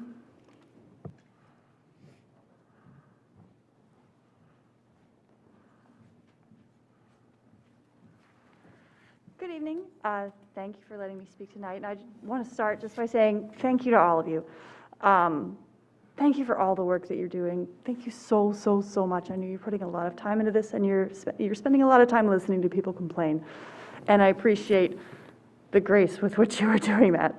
I want to thank you all for the current health and safety plan. It's working. It's working as well as it can right now, and I appreciate that. Please just keep it. That's all I really have to say is please keep it. I still, like many other families in this district, I have younger kids who aren't eligible to be vaccinated yet. We've got maybe months before they will be, and we're doing our best to protect them, and we're doing our best to protect aging grandparents who are very vulnerable right now. So, please just keep them asking. I'm really tired. Everybody in this room is really tired of this. We're tired of the discussions that go round and around, and we're all saying the same thing over and over and over again. We're really tired of it, but just because we're tired of it doesn't make it over. It's just something that we have to suck it up and deal with it, even though we don't like it. So, thank you very much. That's it. The next one, I believe, is Philippa June, masks.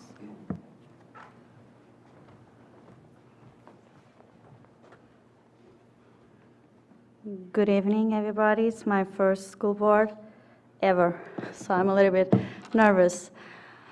To the lady there, to the mother, you need a lawyer. To the student, that's the voice that we should listen, not the survey. I was never asked for the survey, so I don't understand those 1,000 people that study. And now I'm speaking about what I want to speak. Oh, another thing. Are you really concerned about absences in January? People get sick most on January. So, I'm so nervous. Wait. I will read a sentence from a lawyer. The county cannot delegate a power that it does not have about mandating masking. Second, schools do not have the independent legal authority to require masks. And that's the thing. We are not in March 2020, we are January 2022. So we are required also to think with our heads and not with the TV or whatever, or opinions. Opinions is not law. I respect your opinions, but I don't have to follow them. I am a mother of 5. I have to take out my son out of the school because he was having anxiety, although he loved the classes. He never met the face from his teachers. I understand his anxiety because I was speaking with the director, 15 minutes, and I never saw him. No, in the moment I didn't see his face, and I was trying to communicating to him or trying to listen to him, and my head was saying, how is his face? How does he look? I could not concentrate, and I'm an adult, so I understand the anxiety from the kid that's going every day, doesn't recognize the face of their teachers. It's communication. Educating is communicating, and you cannot speak without this. So, studies coming out from kids that didn't learn how to speak or read. Guess why? Guess why? Yeah. Anxiety, depression, everything. The kids are having this because of the masking. You cannot educate, you cannot teach nobody with a thing between them. Yeah? There are already studies saying that this is harming kids. And I am the one who's going to the hospital with my kids, not you. So I'm not asking you, I'm informing you that from tomorrow on, my kids will not go with a mask. And I don't consent that somebody will ask them to put a mask or speaking with them about this tema. Thank you so much. God bless. Chastity Santiago, construction bid, health and safety.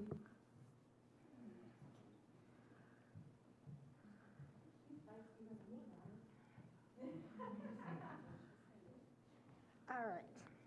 So, double standard, a set of principles that applies differently and usually more rigorously to one group of people or circumstances than another. Thought I had to kind of, just reinvigorate that definition for you. Because it looks like this district has decided to leave out their request for a waiver on the traffic impact study for the new building. It is required for institutional building projects of 30,000 square feet or more. It's listed in Ordinance 335, Section 332 of Section 2.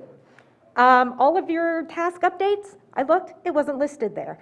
I found it in the news, but I didn't find it on your little building task updates, which to me is kind of important.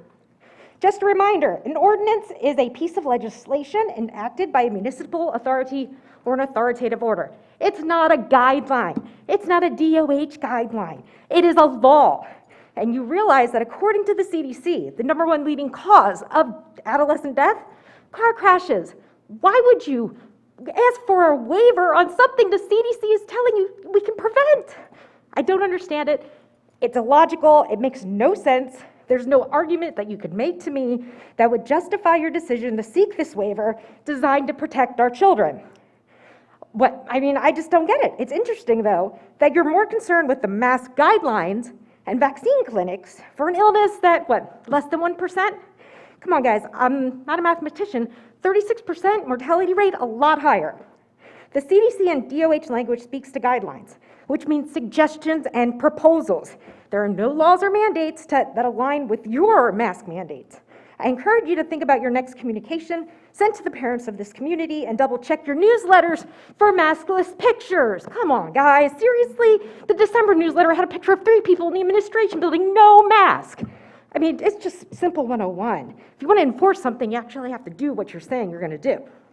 You may also want to consider, removing statements about 1 minute. your school masking is necessary for public health, because we're not buying it. We are only seeking choice. Robert Louis Stevenson once said the cruelest lies are often told in silence.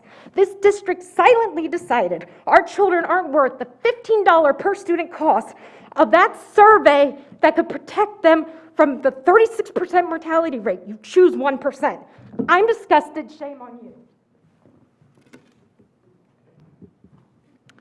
Okay, that's the end of discussion on agenda items. The board met in executive session to discuss personnel issues. Approval of minutes. 2.1, request to approve the minutes of the school board meeting held on December 20th, 2021 as attached. Looking for a motion. Negrini, so moved. Mr. Negrini, we have a first. Do we have a second? Schneider, second. Mr. Schneider, thank you. Voice vote, all in favor? Aye. Opposed? Okay. 3, Mr. Martin, Treasurer's report. Yes. Mr. President, I submit for approval tonight the following reports. Excuse me, the Treasury report, the investment report, the general fund and capital funds report as presented. We have a motion. Do we have a second? McCray. Mr. McCray, thank you. Roll call, please.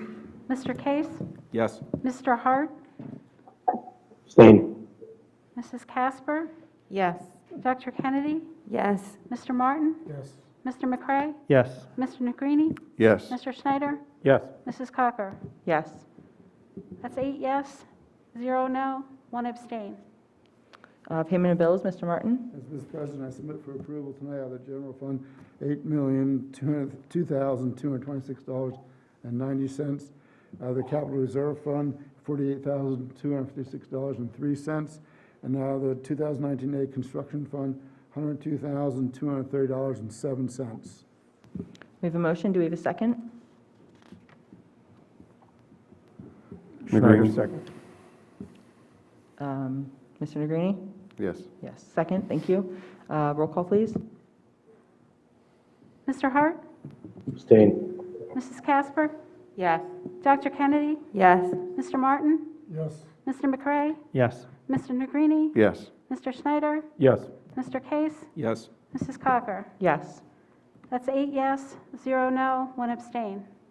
Financial reports, Mr. Martin. Mr. President, I submit for approval, these were all for December, the cafeteria report, the child care report, Southern Middle School, West Middle School, and the senior high report. Thank you. We have a motion. Do we have a second? McCray. Mr. McCray, thank you. Roll call, please. Mrs. Casper? Yes. Dr. Kennedy? Yes. Mr. Martin? Yes. Mr. McCray? Yes. Mr. Negrini? Yes. Mr. Schneider? Yes. Mr. Case? Yes. Mr. Hart? Yes. Mrs. Cocker? Yes. 9 yes, 0 no.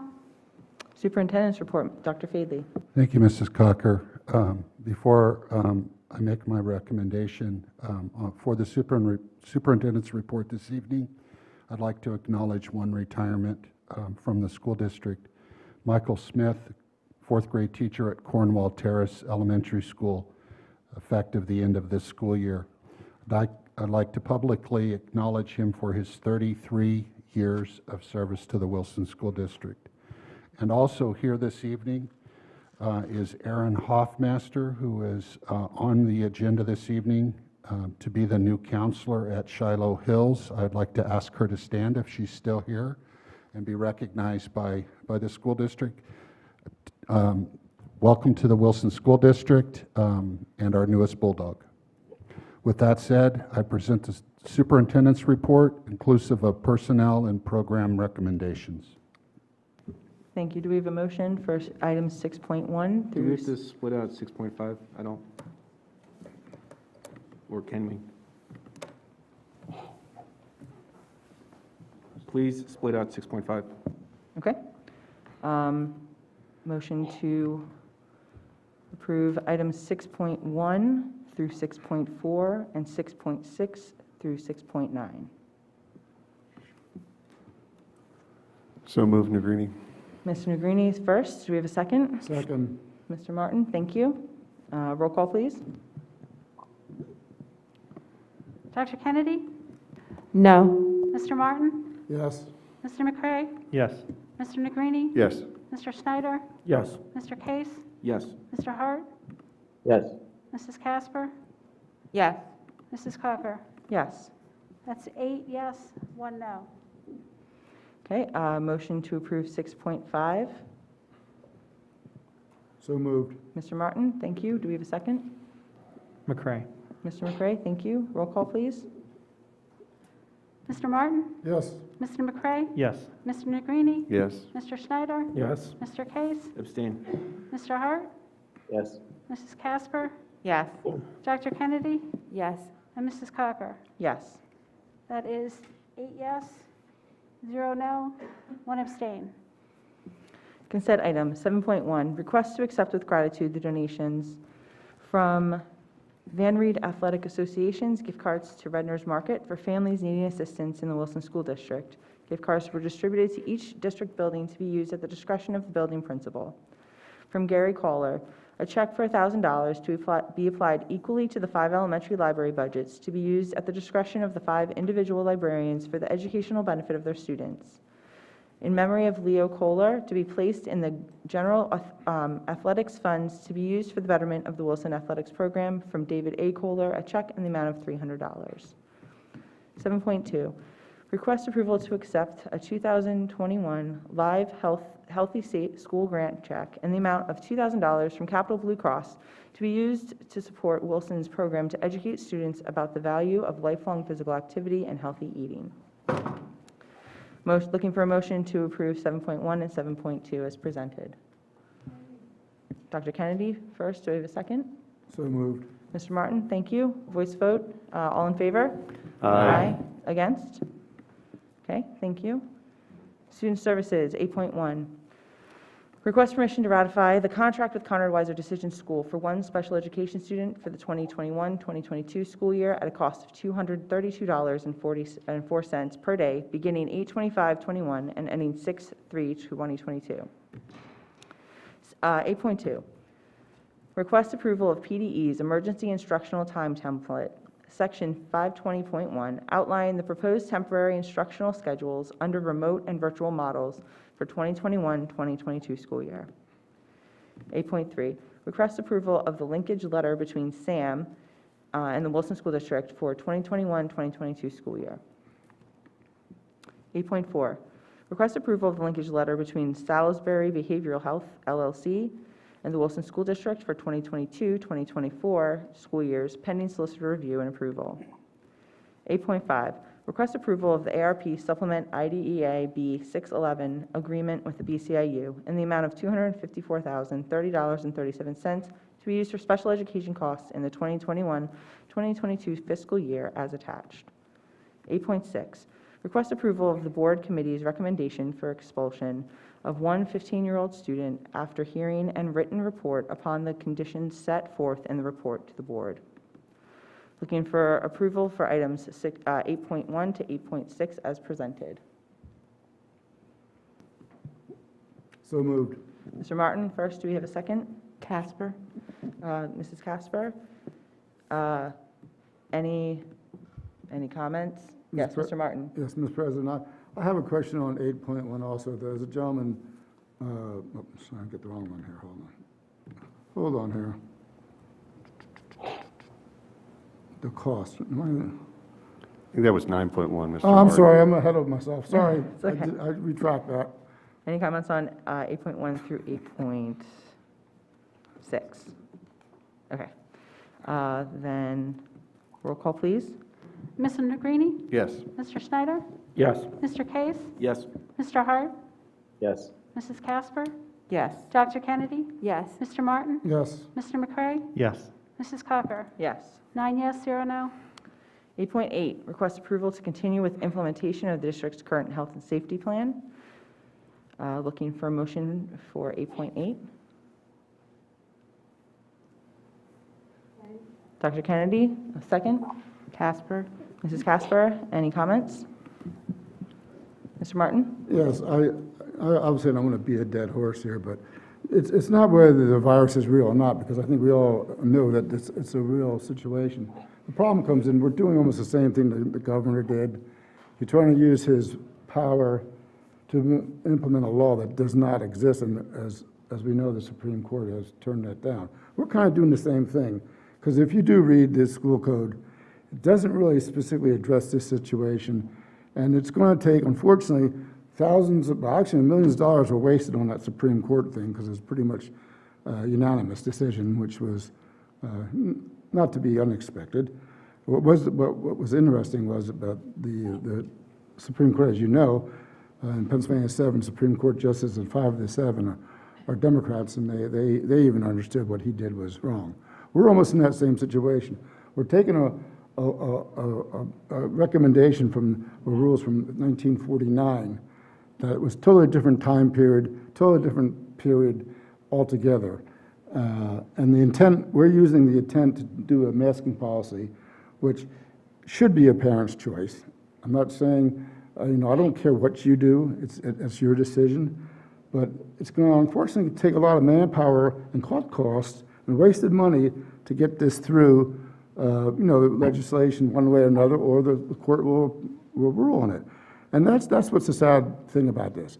Over this whole pandemic, we wasted a lot of energy, the government has wasted a lot of energy and money, and I think we have to learn that just because we believe something's right doesn't give us the right to take a parent's parental right away. And I understand, everybody doesn't want to get ill. Nobody wants to get ill.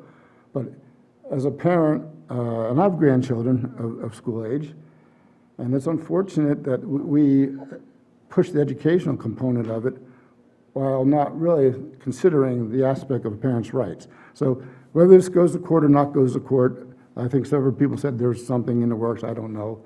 But, it's almost like we want to, I have a quote here from another fellow CPA that I was working with on looking at some of our finances, but he basically stated, we talk about equity a lot, and if I ever could find it in this maze of papers, we talk about equity, but it's kind of like what he said is, equity, this plan, it seems like rules for thee, but don't make rules for me. And that's what we're kind of doing. We're kind of making rules for other people, and I sometimes wonder if that's the appropriate cause. And like I said, I hope this doesn't go to the court system, waste a lot of people's time and money, but it most likely will. But you know what's missing since 1949 in this world today? 2 words, common sense. Unfortunately, that is something that is going in today's world. So with that, I spoke enough. Thank you. Thank you, Mr. Martin. Any other comments?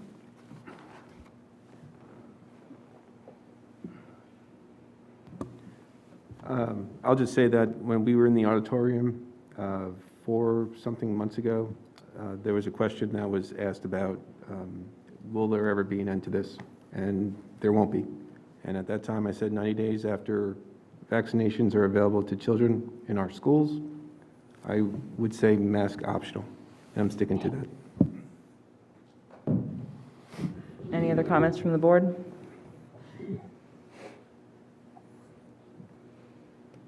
No? Okay. I would like just to make a quick comment that a school district does need to make rules to keep our students safe. And one of the rules that we are utilizing is the requirement of masks currently in our health and safety plan to keep our students in school. As a parent of students who learned remotely last year and nieces, nephews, I understand that that was not the ideal situation for many students. If we do not continue to require masks, a large portion of our student population will be quarantined at home. Whether we offer virtual or remote learning while they're there, that's one thing. If we continue to see the increases in cases in our community and in-person learning, which has been proven by many groups that is the best place for them to be, I would support that we continue doing what is working and continue with our health and safety plan. Thank you. So I have a first and second. Roll call on 8.8. Mr. Schneider? Yes. Mr. Case? No. Mr. Hart? Yes. Mrs. Casper? Yes. Dr. Kennedy? Yes. Mr. Martin? No. Mr. McCray? Yes. Mr. Negrini? No. And Mrs. Cocker? Yes. 6 yes, 3 no.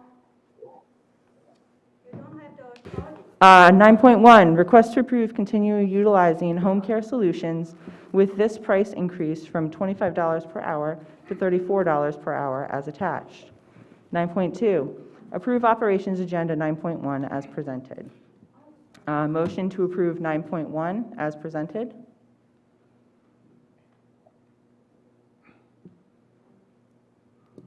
Schneider, so moved. Mr. Schneider, thank you. Second. Kennedy? Dr. Kennedy, thank you. Comments on 9.1? No, I think I Martin? got it right. Right. The increase is significant, and my only question is, well, I said only question. With the 25 to 34, was that negotiated? I mean, did we go back and we try to renegotiate that? And did we also look at other providers, is my question. Dr. Faley? Mr. Simcox, can you come to the microphone and address that question?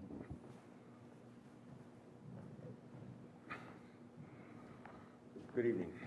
Yes, as a matter of fact, when the first gentleman stood up, it was 17. The $17 an hour that was the first contract with Home Care Solutions was for sanitizers only. They were not custodians. They didn't do custodial jobs. That was back when we were just sanitizing touch points as directed by the board. So that was the first. That was at 17. We went out for bid on several occasions for custodial contracts. Just for everybody's well-being, give or take, our average cost for a custodian in the district with all in, with the PSERs and all the benefits that go there, is upwards of $39 an hour for our all-in costs. So we did go out to several different companies when we got the $25 an hour, and then again we went out searching for something in today's market for custodians. And keep in mind that this is a Band-Aid, I'll say, until we fill our permanent slots. This is not a contract that's perpetual. This is not something that we're going to continue forever. This is a short-term contract that we can get out of at any time, being as soon as we get enough. And we've had some positive, we've hired some people with our job fair, As soon as we fill our open positions, this will no longer be necessary. So this is not a long-term. This is basically, we're running this on a week-to-week to ensure that we have people to clean our school buildings. Good? Okay. Thank you, Mr. Sincox. Any other questions or comments? Okay, we have a first and a second. Roll call, please. Mr. Case? Yes. Mr. Hart? Yes. Mrs. Casper? Yes. Dr. Kennedy? Yes. Mr. Martin? Yes. Mr. McCray? Yes. Mr. Negrini? Yes. Mr. Schneider? Yes. Mrs. Cocker? Yes. 9 yes, 0 no. 9.3, request permission for the school board to authorize Crabtree Rohrbach, Inc. to prepare and issue bid packages for the proposed Performing Arts Center High School renovations project and the proposed athletic field construction project. Looking for a motion for 9.3. So moved, Negrini. Mr. Negrini, thank you. Second? Second case. Mr. Case, thank you. Do we have any comments? Yeah, I'd just like to remind everyone that this does not mean that the project goes forward, or construction does not start. It really is intended to give us a better idea of what the actual costs will be, because there's no way to know that until they go out to bid. Doesn't mean we have to accept the bids, but it does give us a better handling of what true costs will be. Thank you, Mr. Schneider. Any other comments? Mr. Martin? Mr. President, I had a question. What's the cost for them to do this? To prepare, is this? We don't already- need comments from the audience, thank you. What? Mr. Martin, Oh, is that, no, you're fine. Is that a question? Well, more no, towards Dr. is Fazy? there going to be a cost for them, it says to prepare and issue the bid packages? What's the cost for that? I can address that this is an ongoing process. They would be 97%, 99% to having prepared their bid package. They sent to us their front ends, I believe, tonight, so that we review the first, would be the 0 series and 100, 0 series and 100 series for the bid bonds, the notice to bidders. They're virtually there. I mean, that's the process. So there's a nominal cost just to present the bids out? Correct. I mean, I'm throwing out a percentage, but they're probably 97, 98% to having the documents prepared. Okay. And as Bob said, we're only voting on to send these out. We don't have to act on them because I'm kind of really believe these aren't going to be close to what we think. So, but as long as it's nominal cost, I don't have an issue with that. So, yeah, your bid package is almost prepared. Okay. That was what they presented a couple weeks ago. Because we're this far, I would like to see the bids. Yeah, and if I could just add, Mr. Martin, I mean, this has been a long journey since October 2018, and we're at the 99-yard line. Let's go the extra 1 yard, get pricing, real pricing, and then have a good conversation on whether we move forward, if there's some scope change. What we have asked from the administration is that between the bid process and the bids coming back and the next board meeting, we have another finance and facilities and extracurricular joint meeting to talk about what options there are on the table. So more to come on that. Mrs. Cocker, if I Yes. may also just add on, that there has been this recurring theme about priorities in terms of the high school renovation project and fields project versus the issue with our elementary buildings.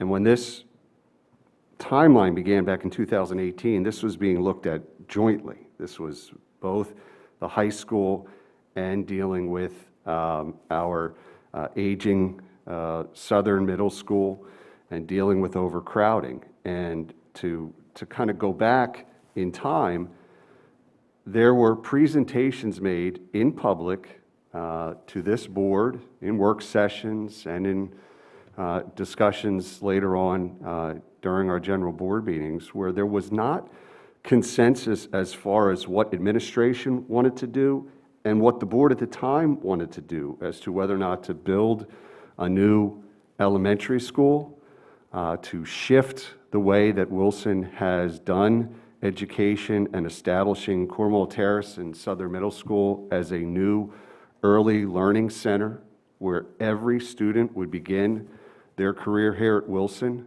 K through 2, over at Cornwall Terrace and Southern, that would be renovated and changed, and then to have a new middle school constructed that would house 5, 6 throughout the district, as opposed to building a new elementary school. So there was great debate on that, but it wasn't as if we weren't focused upon that issue as well at the time.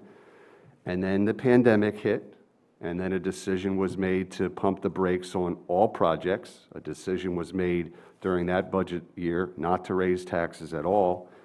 And we've restarted the conversations, and it just happens to be that we are finally receiving a final recommendation from administration that will be discussed in February in terms of what to do with our elementary buildings. And it was mentioned previously, I think, at a board meeting by Mr. Case about right-sizing our elementary buildings in an effort to deal with some of the overcrowdings in one building that may be accommodated in other buildings, and further to put down construction costs down the line for the potential new building, but more importantly, give this board and budgets time, because if we build a new elementary school and we open that up today, we wouldn't have the money to staff a new elementary school. It takes time to work that into the budget over a period of time. You look back at our tax history, and that was the time back in 07 through, I think, 2012, when we built West, and that had to be factored in. So we haven't forgotten about that issue. We haven't put one priority over the other. We're trying to multitask all of these issues moving forward. So again, we can very easily, when we get these bids back, say, we're not doing that high school project, we're scaling back that high school project, but we are still working towards addressing the growing needs of this district and those elementary buildings. And I think that's important for the community to hear, that it is not a narrative of wants and needs and one over the other. This has always been discussed together since 2018.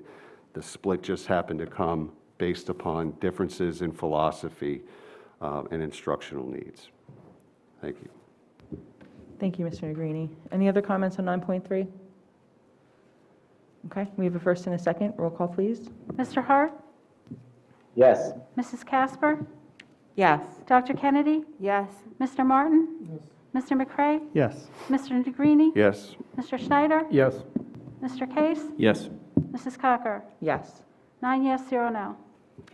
10.1, request approval to adopt the calendar year 2022 mileage reimbursement rate, 58.5 cents per mile, an increase of 2.5 cents from 2021, effective January 1st, 2022, in accordance with the IRS-approved mileage reimbursement rate. 10.2, request approval of a change to order the annual financial statement audit services engagement letter dated November 12, 2020, with Herbine and Company, Inc., for additional work related to program compliance testing as required by the Educational Stabilization Fund. 10.3, request approval to turn over all unpaid 2021 school real estate tax bills to the Berks County Tax Claim Bureau. 10.4, request approval of the budget transfers dated December 15th, 2021 through January 11th, 2022 as attached. Looking for a motion to approve 10.1 through 10.4. McCray? Mr. McCray, thank you. We have a second. Schneider? Mr. Schneider, thank you. Roll call, please. Mrs. Casper? Yes. Dr. Kennedy? Yes. Mr. Martin? Yes. Mr. McCray? Yes. Mr. Negrini? Yes. Mr. Schneider? Yes. Mr. Case? Yes. Mr. Hart? Yes. Mrs. Cocker? Yes. 9 yes, 0 no. Curriculum and Staff Development, 11.1, request approval of an elementary English language teaching position to meet the increased needs of students at Spring Ridge Elementary School.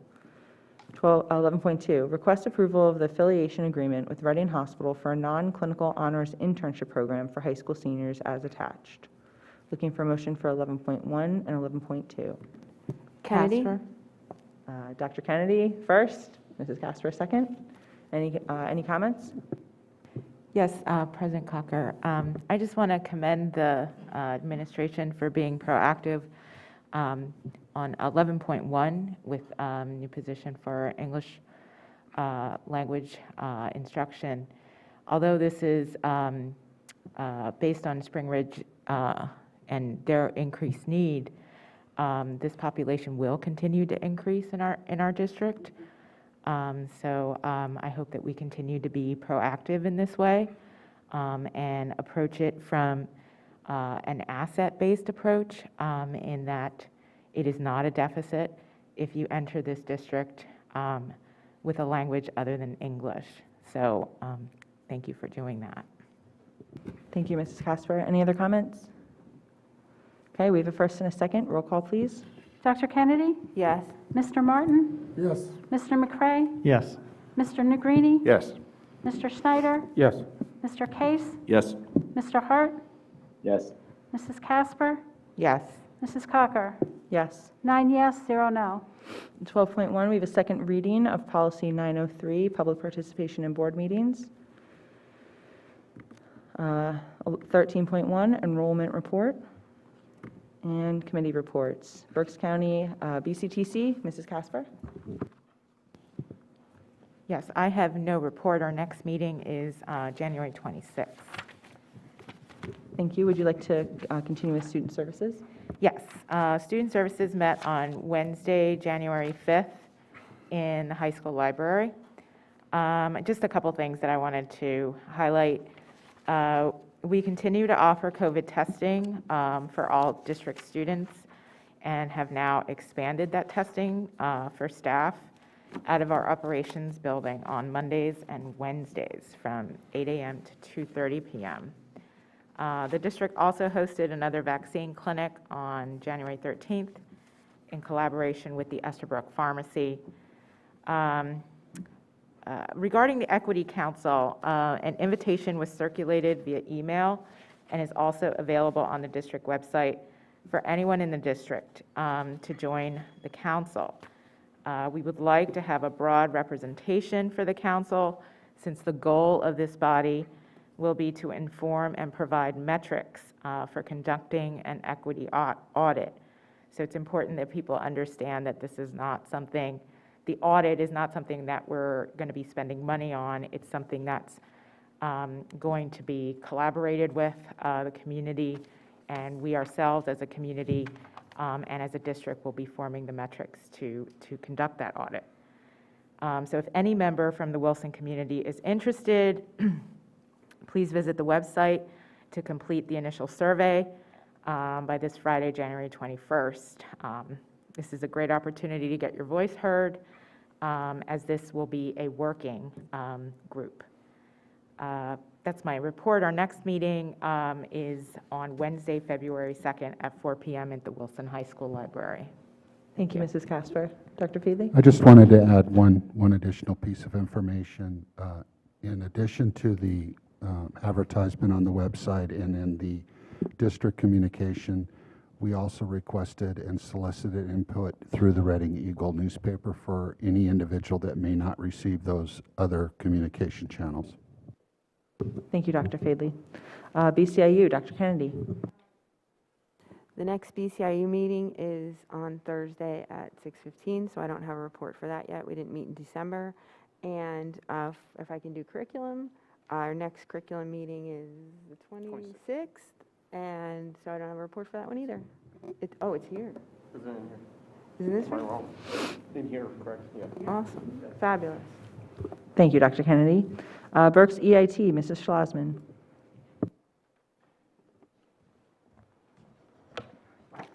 Good evening.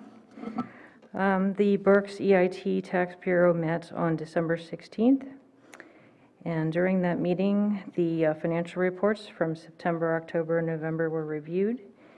They're in a positive position of $500,000 for a net position, about 96% of their budget, so that's a good thing. The collections and distributions for the calendar year 2021 were for EIT taxes were $7.5 million better than the year before, a 5% increase, and $18.6 million better than budget, or 14%. So that was good news, and that covers the fourth quarter of 2020 through the third quarter of 2021 for the calendar. The new tax software is working well, and the last phase is the business privilege tax portion, and that is ahead of budget and will be starting to be used this month. The RFP was done for auditing services, and the approval of her binding company was chosen as the auditor for the calendar years 21, 22, and 23. There was an election of officers.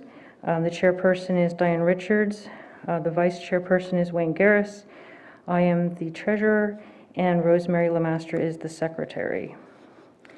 There was approval of the 2022 calendar year budget of $2.2 million of expenses with a projected $1.1 million operating income. And our next meeting, which is quarterly, will be March 31st of 2022. Thank you. Thank you, Mrs. Schlossman. Extracurricular Committee. The Extracurricular Committee met on Monday, January 10th at noon. I guess a big decision we made is we're going to look into extending and replacing netting, protective netting on the George Mack Stadium. I think we've had damage due to some lacrosse, I think is probably the biggest offender, lacrosse balls. So we're just trying to secure the field a little better. Also, we have our second grade swimming program moving forward in aquatics, and opening for winter Learn to Swim for the community as well. So that's open to our community. And in non-athletic extracurriculars, December 10th, we have festival auditions, and I wanted to highlight in band, we have 10 students that were selected, so it's a competition. And we have the largest number from all the schools within 7 counties of Lehigh Valley. So I thought that was a big point of celebration. And that concludes the discussion for extracurricular. Facilities Committee, Mr. Case. Yes, so we talked about the feasibility study, so I won't repeat that. Some good things that are happening in the facilities area, and just to give the public a background, and also the board. In the past, we have at times not budgeted appropriately for things that, proper maintenance of things and things that break. So Mr. Simcox and his team are looking at, they're meeting with a gym and bleachers specialist to assess all the gym facilities and the floors and the bleachers to make sure that things are safe and to start baking in better budgeting and planning all the way into 2040. So to get that on the horizon and in the budget as opposed to asking for money after the fact. So some positive things, some good thinking from Jeff and his team. If anyone has been to a basketball game or anything that's been going on in the gym recently, you could understand that the sound system is sort of breaking and not the best. So we're looking to get some quotes for a new, maybe not necessarily a new sound system, but a sound system, or to fix the sound system and finalize quotations there.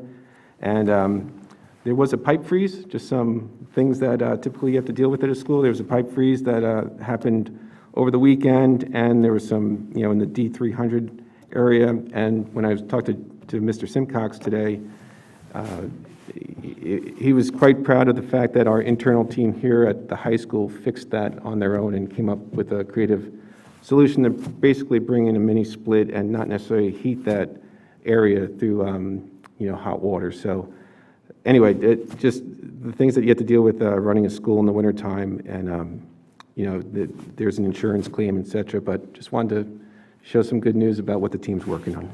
Thanks. Thank you, Mr. Case. Finance Committee, Mr. Negrini. No report. Legislative, PA School Board Association, Mr. Martin. Yes, Mr. President. A lot of the time the legislators have been, try this again. a lot of the time the legislators have been putting into is about the redistricting of the state.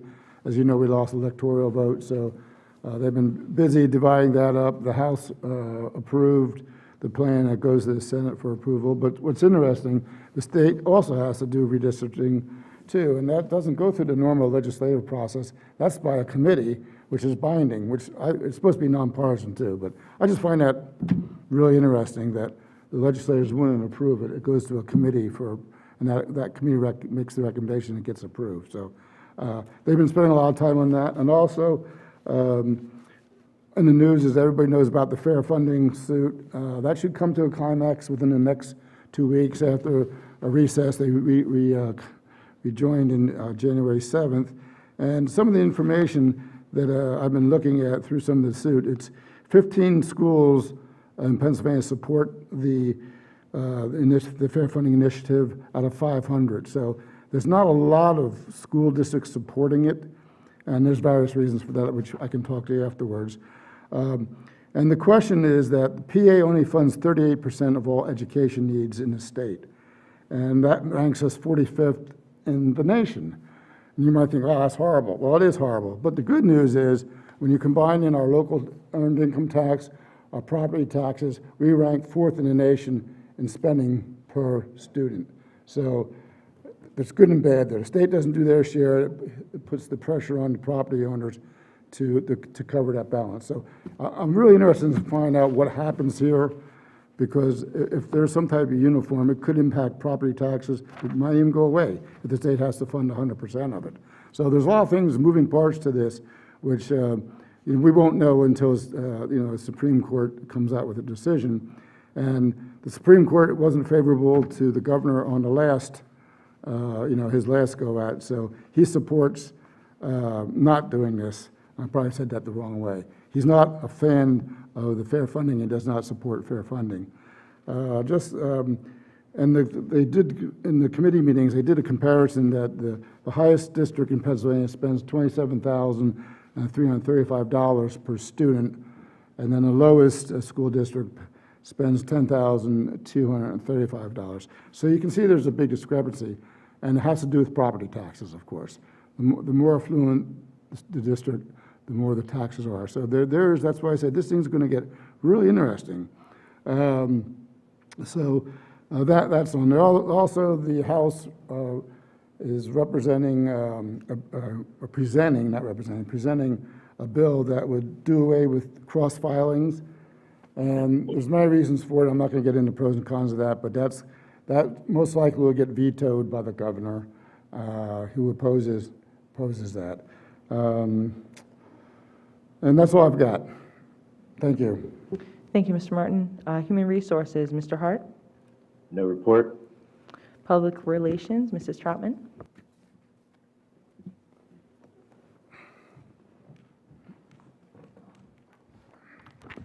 Thank you. A couple of my items have already been covered. Mrs. Casper, you already acknowledged Estabrook Pharmacy for their work on a vaccine clinic, so thanks to them. I wanted to share some exciting news from Cornwall Terrace. Our Cornwall Terrace students and staff exceeded their goal during their 18th annual Season of Sharing program. The school set up a goal to collect 900 pounds of food for Helping Harvest Food Bank, and they completely destroyed that goal and collected 2,053 pounds of food. In addition, they raised $766. So huge thank you to Cornwall Terrace for working together to benefit our community. Mrs. Cocker already talked about our amazing band students. So just to add on to what she said, in addition to the students, the band students who performed exceptionally well in the district, we also had 7 orchestra and 7 choir students selected for districts.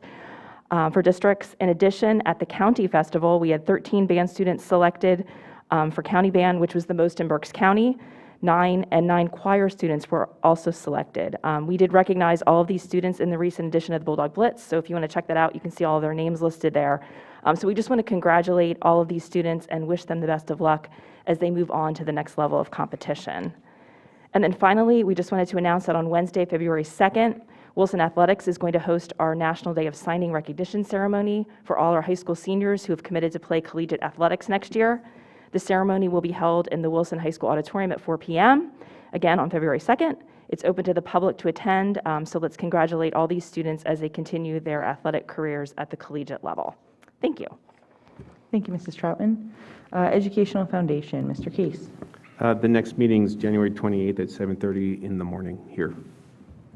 Thank you. Technology Committee, Mr. McCray.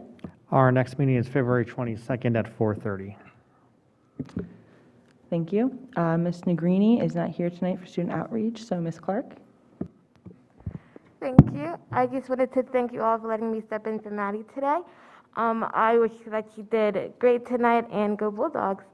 Over the past 2 weeks, our AP research students have been conducting research projects throughout the high school, and they have been using surveys and interviews to collect data. These AP students have been reaching out to the student body and staff members to explore topics in multiple areas. Wilson Mini-thon has started their 50-day countdown to their annual 12-hour event to raise money for the Four Diamonds Fund. The organization has now opened registration for high school dancers and is actively preparing for their event on February 25th.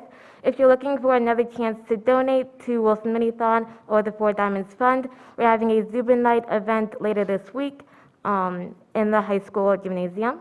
Wilson Theater Company also has postponed their production of Pride and Prejudice to February 3rd, 4th, and 5th. Ticket sales for this play will be online in the next few weeks. And I just wanted to add that our mental health council at the Wilson High School is having a talent show for our students later this week. And our students have been preparing diligently for this event to be successful. So we are looking forward to more events this upcoming semester. Thank you. Thank you, Ms. Clark. Mr. Maravich? No report. Okay. We do have an item for a non-agenda item, public participation. I think, do you want to go again? I think we're experts at this now. Mr. Janagavo, board leadership.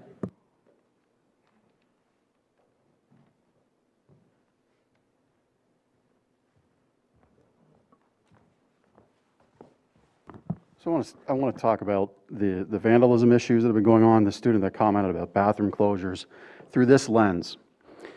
Our teaching community, some in our teaching community, some on this board and administration say, we all co-parent with me, these folks as parents. So in a typical parental relationship, there's one parent who gives snacks when they shouldn't, buys toys when they shouldn't. There's a discussion. So, since we all co-parent, what are you guys doing about this vandalism problem? Right? Is that a fair question, given your statements? Moving on, this is about leadership with you all. So, public participation is just that. It is a right. I don't believe it requires anybody to thank you for that right, to use that right. And that's why I don't come up here and do that kind of posturing and gesturing. When it comes down to public participation, why is it that we have, and I've asked this question on email, but I don't get replies, so I'll ask it here publicly so the public knows. Why do we have multiple curriculum meetings and student services meetings on the same day? That obfuscates the ability for public to participate. It's a problem. Dr. Faley, you directly laughed tonight when I said that there is, at present, not an opportunity, the reality that we may have to flip to virtual. Was that chuckle and laugh, meaning that there was not an email sent on January 3rd? That we would need to shift to Janakvo, if you'd virtual? like to stay after the meeting, I can share with you the answer to that question. And lastly, when it comes to this renovations thing, I understand the process. I understand we're going to get bids, and that doesn't conscript us to stroking a check for the renovations. 1 minute. The reality, though, again, we've seen that the extension of debt will equal $56 million. That's already a planned reality. It's been shown right there. You have it in your notes. So we can, yes, say that we have to get bids, but the reality is we've already planned for it. We've already planned for this increase. The discussion about wages, and I appreciate Mr. Simcox and his team's efforts, the reality is it still shows an inflationary cost of most everything, even if it's temporary, and I'm happy it's temporary. In my world, I've come to learn every container ship hitting a United States port, the cost of freight that all of us in this room pay through consumer prices, because we pay the freight, every container ship that hits a port in the United States has $200 million more in freight. No improvement in product, no evolution in product, no benefit. $200 million more in freight that we all are paying for our everyday goods and items for renovation. That is a reality. So we can say we need to wait for the bid. We've presented the reality of high cost, and we all just need to kind of accept that we need to like realign our intentions at the moment on this renovation project. Thanks. Okay. Any other comments from the board or new business? Mr. Martin? Are we other business now? Sorry. Yes, yeah. Sorry, That was the last participation. Actually, I had a question regarding Mr. Giannakovo's comment about the committee meetings. Just to clarify, most of our committee meetings do not overlap in terms of schedule. Is that correct? Yeah, that's just a one-time. Yeah. Okay. I just wanted to make sure, clarify that. Thank you. Okay, any other business from the board? Yes, Dr. Philly, you have a comment? I just want to thank the members of the community for coming out this evening and expressing their opinions on the agenda items that we had presented for consideration to the board. It is important that we have a community that feels that they can come out to our public meetings and share their perspectives on many different items. I would encourage, if you have any questions for me about anything that you read in the newspaper, I can always provide you the facts of any item that you want to have the facts about before you come to the microphone. You're still more than welcome to come to the microphone, but it would be appreciated if you would do so, any of you, with the answers to your questions that are based on fact and not sound bites. Thank you. Okay, any other business from the board? Mr. Martin? Yes. One of the earlier speakers mentioned about setting up a committee for looking at construction projects, bring some more expertise to that area. Over the last several weeks, I've been getting calls from some CPA friends as well as some CFOs concerned about the lack of knowledge of this board in finance areas. And they would very much like to be, have a committee formed where they could help participate in reviewing some of this financial information. So I'm throwing that out because, like I said, there is some concern about the lack of financial responsibility. So anyway, that's why I'm throwing that out. Okay, thank you. Other comments? New business? Mr. Barden, I thought that's why you're on the board. Aren't you a financial guy? I'm not on the committee anymore. I know, but you're on the board, and you attend all the financial committee meetings, correct? We, again, do not need comments from the audience. Yes, I do. I do plan to attend those. Yes, that's Okay. correct. But being that, people that think differently than some of the folks on this board, I'm a CPA, I think totally different than other people. So they just felt that there was some more balance needed because I speak and people don't listen. So they felt maybe if they heard it from somebody other than myself, it might make more sense. Fair That's enough. all. Okay, thanks. Sure. I think it's a perfect opportunity for me to interject. In terms of experience in running construction projects, many of the individuals that are a part of my district and administrative level team have extensive experiences and experience, some in excess of 40-plus years in that particular area, in managing construction costs, as well as myself. I can share with you that in a previous district, I inherited a project that was $35 million over budget. My first action at the end of my first week was to fire the architect who designed the building outside of the scope of what the board was expecting, and we brought that project $2 million under budget. I believe it was $53,400,000 $100,000. When it first started, it was in excess of $80 million. So there are those of us who do have some experience in that regard. And I encourage Mr. Martin's because I know he has vast experience in this area, to help guide the conversation on this board. Thank you. Thank you, Dr. Fadley. Any other comments or business from the board? Mr. Schneider? No? Okay, hearing none. Looking for a motion to adjourn? Schneider, so moved. Mr. Schneider, second? Oh, second. Casper. Thank you, Mrs. Casper.